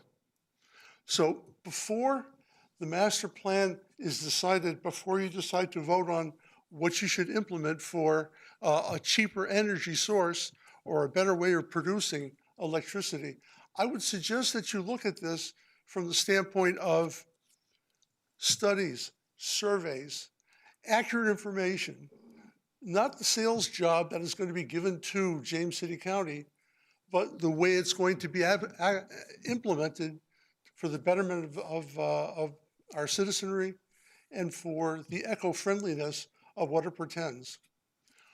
Moving from economies of larger scale to economies of smaller scale, the same suggestion was made to encourage windmills for residential use. As one of the previous speakers here mentioned, most of us, if not all of us, live in homeowners associations. And these homeowners associations exist to preserve, protect, and to provide a secure environment for the people living in them, also to guarantee the aesthetics, the look, the appeal, the living conditions of where we live. If we look at the individual windmills that are available on the market today, you can buy them on Amazon. The last one I looked at was $1,600. It can be implemented into any electrical system. Sounds pretty good. But what they don't tell you is that it can take as long as 20 years to recoup your return on investment. So if that's an amount of time that makes sense to most people, I guess it's worthwhile. But the other aspect of this is some of these windmills for residential use can be as tall as 20 feet. So Your time's up. is it? It goes quick. Thank you very much for listening. Thank you. I appreciate it. Thank you very much. Susan Mulnick? Mulnick? Is that pronounced properly? She left? Okay. Daniel Ross?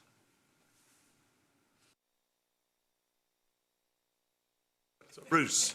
I'm hitting 100% tonight. It's all My good. goodness. Bruce like Bruce. Hey, good evening, There board you go. members. Appreciate you. Thank you. I really am so thankful that you guys do what you do because that's a big job you guys got. And I just want to say, I think this is the right forum. The repaving of Monticello was amazing. That was stunning. If you guys were a part of that, which I'm sure you might, that was amazing. Anyways, my name is Dan Roos. I live in 3292 Reeds Way. I'm a part of Supervisor Larson's district, and I am married happily. I have 12 children, which is how you know I've been married happily. And my concern today, I want to talk about the alternative energy that we're talking about. You know, the gentleman before me talked about the windmills. I lived in Europe for 12 years, and I can attest to some of the things that he said. Part of my concern for the windmill piece is, you know, where are they going to go, whether it's residential or they're going to be farms, you know, and just many of the things that he said, the blades break. One of the other challenges, if you look out in California where they have some of those farms and they shut them down, you know, when the birds hit those, of course they die, but they bend all the rotors and things like that, and in many cases the gears grind and then the gear oil comes out, and some of those things hold as much as 100 gallons of gear oil. So if that pours out down the windmill onto the ground, that causes an environmental hazard. So, and then just getting rid of them causes challenges as well. So enough on the windmill. So on the solar panel, my concern with the solar panels is that I just don't think that we've done enough research now about what happens, right? You know, you heard about the rare earth metals and things like that that go into these.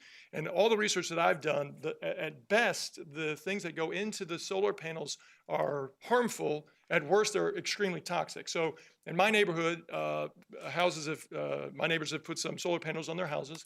And when rocks fly from lawnmowers or hailstorms or whatever, those things break, the stuff that's inside those, what happens?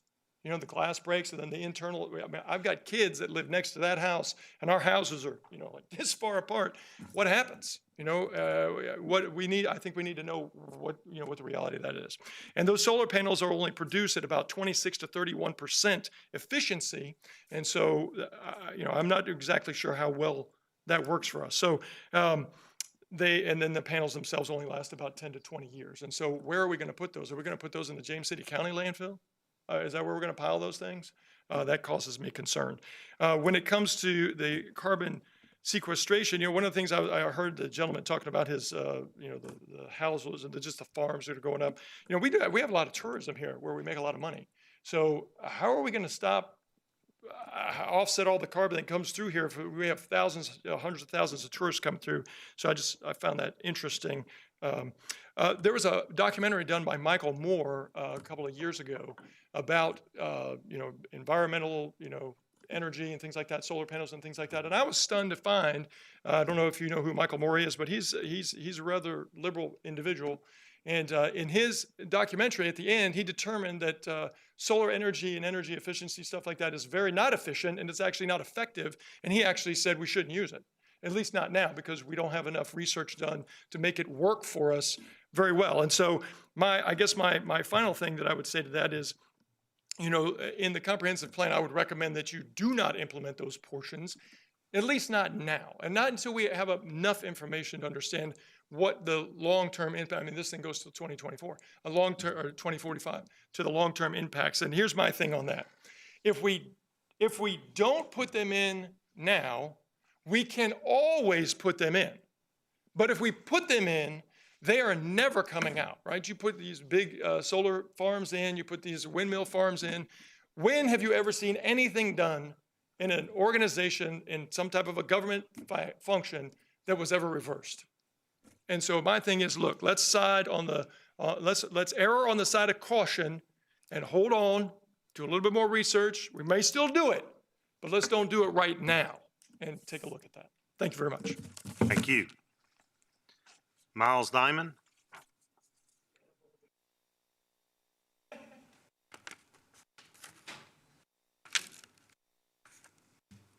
Good evening, ladies and gentlemen. I left my 3 pages of speaking notes up there. You know what? The hour is late and supper's getting cold. Miles Diamond, 7229 Church Lane in Toronto. I'd like to start by saying that I retired here from the Marine Corps, but I grew up in Texas, and in my hometown, I served tour of duty on the board of directors of the Chamber of Commerce and a couple tours of duty on my hometown city council. So I've sat through several public hearings and have an appreciation for process. That's how my perspective is informed by that experience. And let me say that I think that what the gentleman who spoke earlier, I don't see him, he said he was a real estate developer, and he said the words in the comprehensive plan matter. He said what we include in the text is important, and future actions will take place because of what's included in there and what you approve. That said, I think that there are issues that should be scrubbed from the current draft plan. Those include some of the environmental issues that previous speakers have mentioned. And those environmental issues, I think when we say that we are going to study them, that we are going to research, it implies that there's something actionable. And, oh, by the way, I have to question whether there's staff expertise to actually conduct those studies and the research, or whether we're going to pay hundreds of thousands of dollars for consultants who are going to produce a report as thick as the Houston phone book with a glossy, pretty cover that isn't going to do much for the citizens of James City County.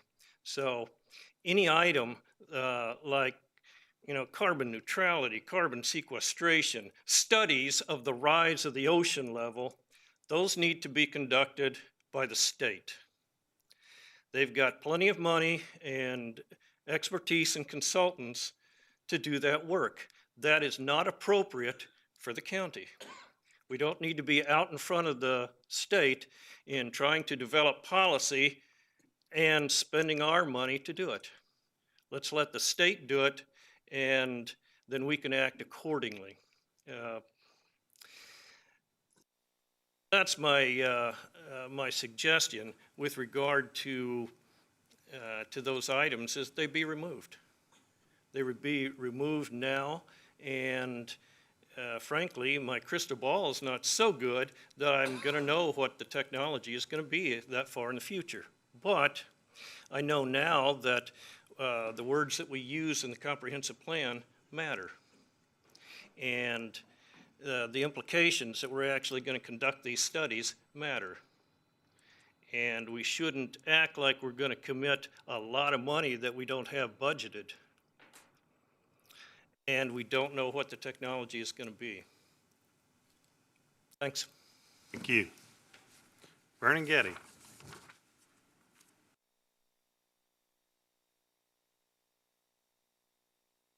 Mr. Chairman, members of the board, I'm Vernon Getty of 1177 Jamestown Road. My pleasure to be here tonight representing ABVA Development. You know at this point, I think, ABVA is the contract purchaser of Parcel C of the Eastern State property.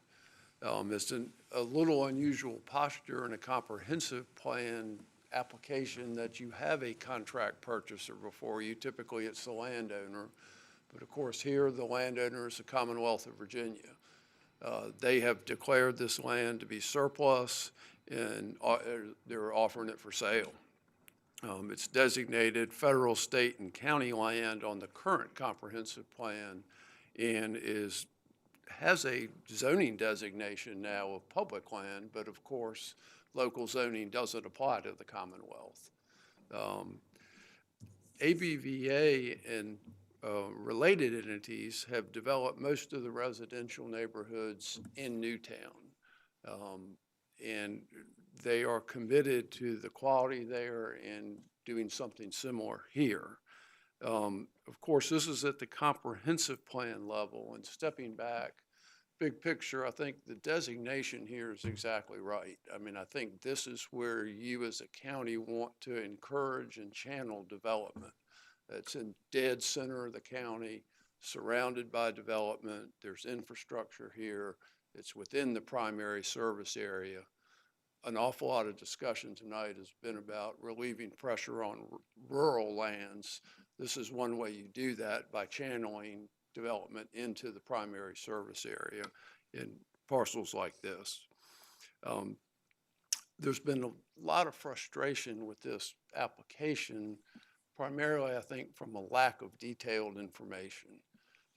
This is a comprehensive plan application, so there's nothing but conceptual plans. It's not a rezoning where you have detailed plans, you have proffered conditions with a series of commitments, and you have the detailed impact studies, the traffic studies, the environmental studies, the utility studies, the fiscal impact studies that will tell you the exact impacts of a proposed development. This is just not at that stage of the process yet. We would very much like to have the opportunity to get to that stage of the process. And we think if we do, this can be done in a way that it's a win-win for the neighbors and for the developer and the county and the Commonwealth, for that matter. I'd like to thank Dick's still here for hosting the town hall meeting last week, at which there was a good bit of discussion about this project and information exchanged. And you've heard reference to a letter that was sent Friday from ABVA to the association, copying Jim. And I'd like to publicly state to the board the commitments that were made based on both feedback from the town hall meeting and a number of individual conversations team members have had with residents in Newtown. First is certainly if ABVA is coming forward with the rezoning potential development of this property, there would not be any vehicular access through the Charlotte Park neighborhood. When that neighborhood was subdivided by ABVA, the county and Newtown Design Review Board both required that a potential access be reserved.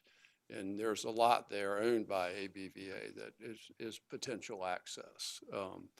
They are committed to not using that, and in fact have asked me to prepare a deed to convey that to the association right now. So that would not be an access point. Another thing they are committed to is right now there are, I think, 8 or 9 lots that back up to the common property line with the Eastern State property, and they would have a 100-foot buffer on their side. There's a 50-foot buffer on the Newtown side. So there'd be a 150-foot buffer. They also fully understand that to be a part of the Newtown Residential Association, they would need to reach an agreement with the association to be brought in by the association, and it would have to be something that was a win-win for both parties. They know they can't unilaterally do that. And the last point I would make is that this parcel C is certainly envisioned by ABVA either as a part of Newtown or a standalone development. It would not be a part of the greater Eastern State Parcel A and B development, and would not be connected to it by road network or otherwise. So with that, we think the existing designation in the plan is correct and would urge you all to keep it. We would also, moving forward, be happy to continue to work with you and provide information. And it was previously mentioned, but we would certainly suggest at this point the description in the plan be Eastern State Parcel C, and remove references to Newtown that are premature at this point. So thank you very much. Thank you. James Britton?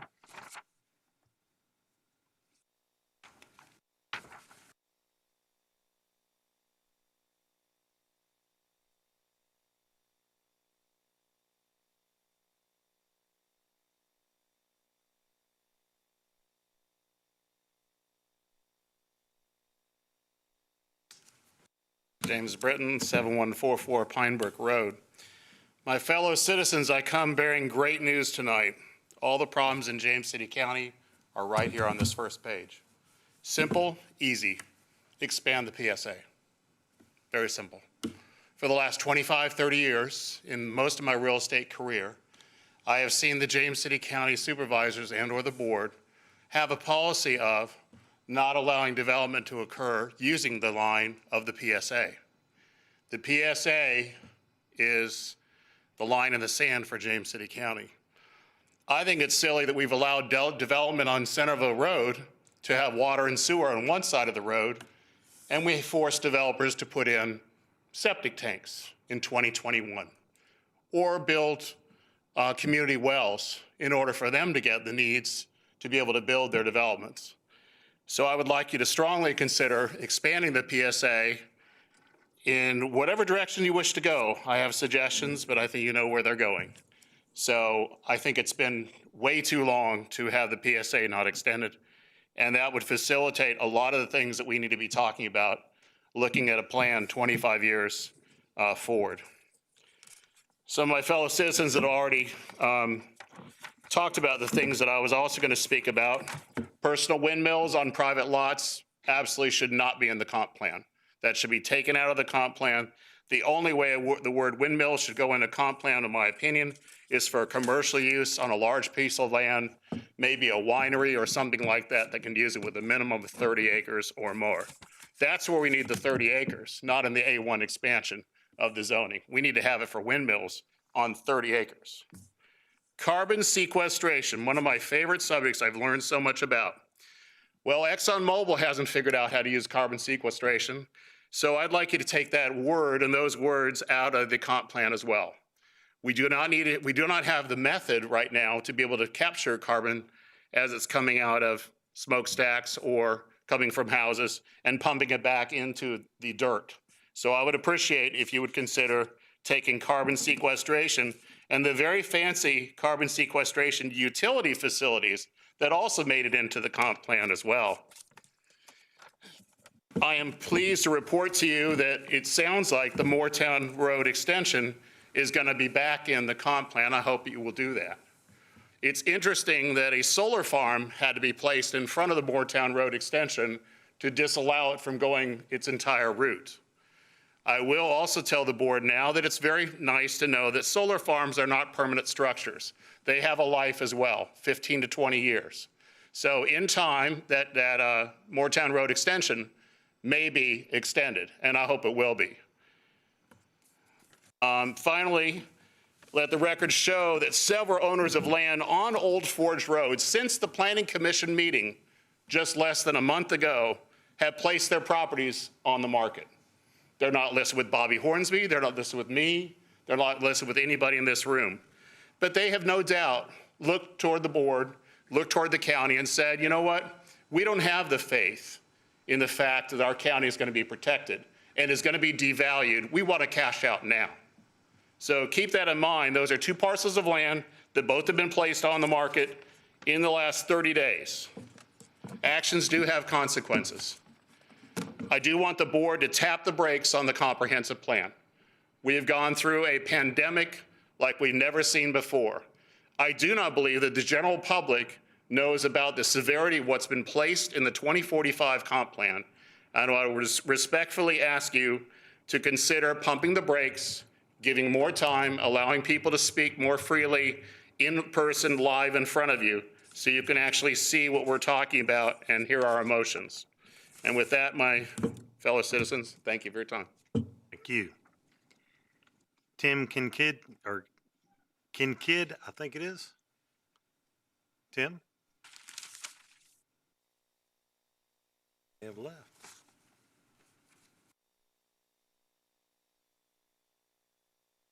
I know he left. He spoke earlier.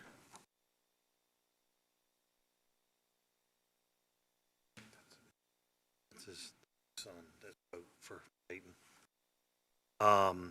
Matthew Brittner.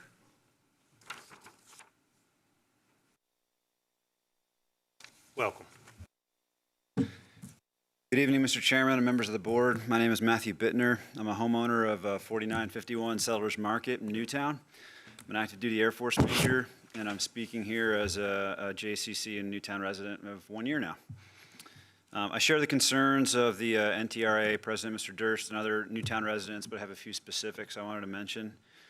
My concern as it relates to the comprehensive plan is about how the stormwater pollution prevention program will be empowered to uphold and accountability if the development continues in the Newtown area, specifically in the Eastern State Hospital property. This may also be a factor in other development areas that I'm not aware of. I spent most of the last 15 years living in various deserts around the world on several continents, and it's worth noting that not only are these deserts dry and devoid of most green plants, but they're also littered with trash.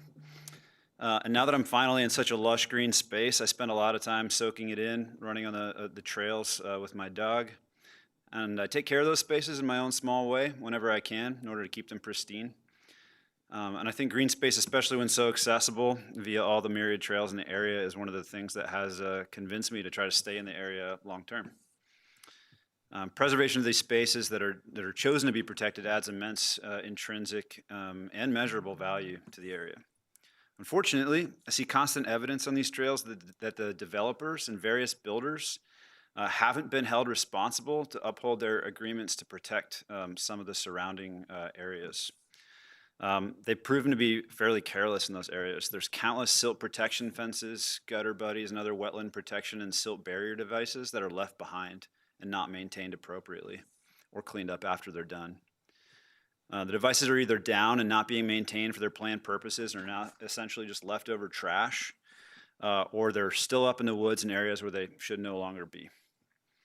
The housing construction sites still in development around Newtown also show a consistent lack of attention to silt protection fencing and construction zone cleanup, even after the big rainstorms we've had recently, when they should be put back up immediately, I think within 24 hours.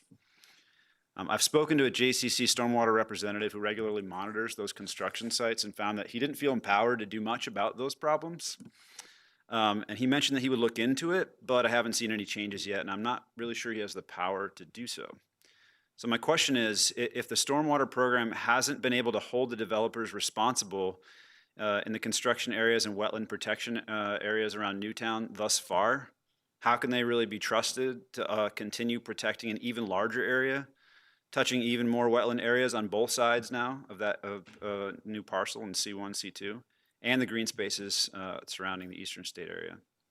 So before more trust and responsibility is given to those developers in that area or other similar areas nearby, I believe the county's stormwater pollution prevention program needs to be able to show that they're capable of holding those developers responsible for their commitments to protecting the wetlands and green spaces surrounding the areas. Thanks for your time. Thank you, and thank you for your service. All right, it's our last one, isn't it? Chris Woodfin, our last speaker. Welcome. Okay, I am the speaker you guys have been waiting for. That's it. My name is Chris Woodfin. I live at 98 Metacrest Trail in the Mirror Lakes subdivision of the Stonehouse District. And I appreciate you all letting me be here. I really are letting everybody be here, and I'll try to avoid any flashbacks from 95 with my academic advisor sitting over there, so we'll see what I can do. But no, as I just mentioned, I went to William & Mary in 95. And when I was there wasn't a whole lot of traffic on Richmond Road past, say, the Holiday Inn. 199 didn't exist. There was really not a lot going on that front. Well, as you can see, I'm here tonight to ask you all to take the Planning Commission's recommendation and put the Moortown Road extension back in the comp plan, because things have changed. I got here in 2014. My wife and kids, we moved here specifically for the education and the quality of life here in James City County, which I think overall the county has done great. Now, a lot had changed. I got here, when I was at William & Mary, 199 didn't exist. So when I got here, somebody had to explain to me how to find my way to Route 5, which I used to use to go back and forth from college. But once I got that under control, everything was great. And the progress that has had in James City County has been tremendous. But now we do have a fair amount of traffic running up and down Richmond Road. And from where I currently live in Mirror Lakes, I do what I can to try to get to 199 to try to avoid going down Richmond Road just because of the traffic. God forbid one day you're stuck in an evacuation situation, Richmond Road just can't handle the current traffic, especially with the new addition of the Wawa at the corner of Lightfoot and Richmond Road, which, nothing against Wawa, love the Wawa. Don't let my wife hear that I said anything negative about the Wawa. But it has created extra traffic on the road. So the Moortown Road extension, and I understand this is just putting it in the comp plan, so it's not going to happen immediately, but it gives the option so that one day it can happen. But in my speaking at the Planning Commission, and then again here tonight, the biggest thing that I learned was that the comp plan's just not ready for prime time. So many people at the planning commission was standing room only. And I'd never actually seen that packed into the planning commission, and then here again tonight. I know we just went through the COVID pandemic, so a lot of this is really kind of the first in-person gatherings back. I think the board does need to allow more time for the citizenry to actually look at what's in the comp plan and then come forward and give their opinions on it before you actually proceed with it. As one of the previous speakers said, I just think you need to pump the brakes, slow down. There's time. It's a 24-year plan. Just slow down for a minute. Get it out there so the public can see exactly what's in it, and let them come forward and speak. So bottom line tonight, I'm here to ask you to take the Planning Commission's recommendation, put the Moortown Road extension back in the comp plan, but overall, I just think you need to slow down and allow the public to have a little more input before you proceed forward with voting on it. But thank you for the time. You have a good evening. Thank you. You too. All right, that was our last speaker, and I'm gonna go ahead and close that public hearing. And that tonight was just for our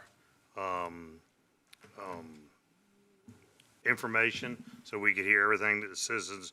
And if there's any citizens out there that want to send us any more emails and all, would be great. Send those to us so we can keep the conversation going. We're not taking any action tonight. We'll go into a work session. May go into several work sessions to work out all the details and everything that we need to work out with this comp plan.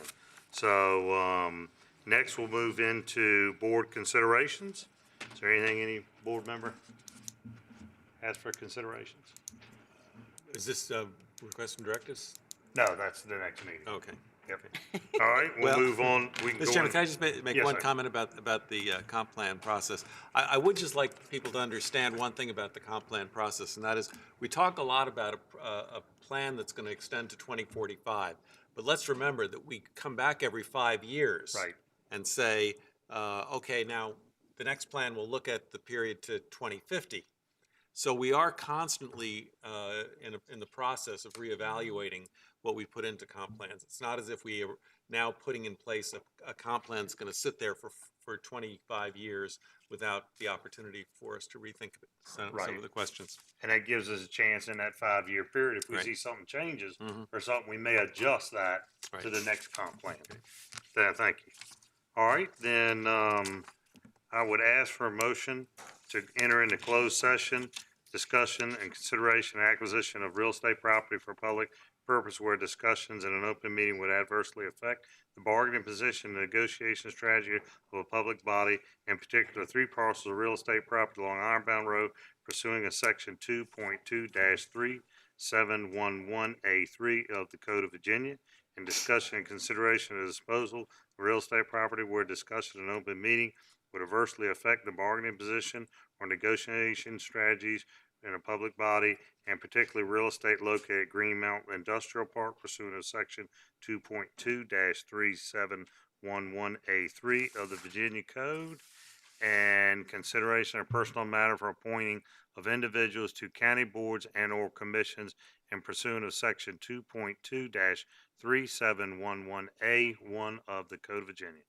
Mr. Chairman, I'll make that motion in just 1 second, and just wanted to make sure that we had an opportunity before we go into closed session to make one comment, and that is that at our last meeting, we approved contract amendments for our county administrator and county attorney. Yes. And I wanted to just make it clear to the public that we had the opportunity to recognize the excellent performance of our administrator and our attorney, especially in a most challenging year. Yes.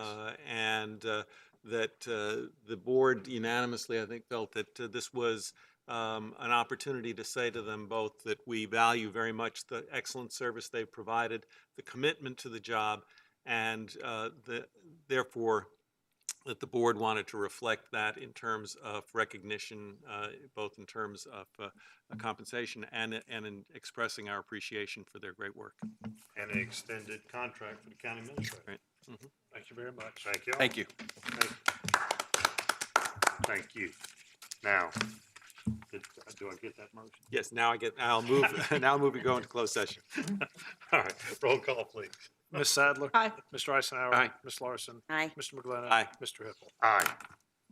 All right, we're in closed session.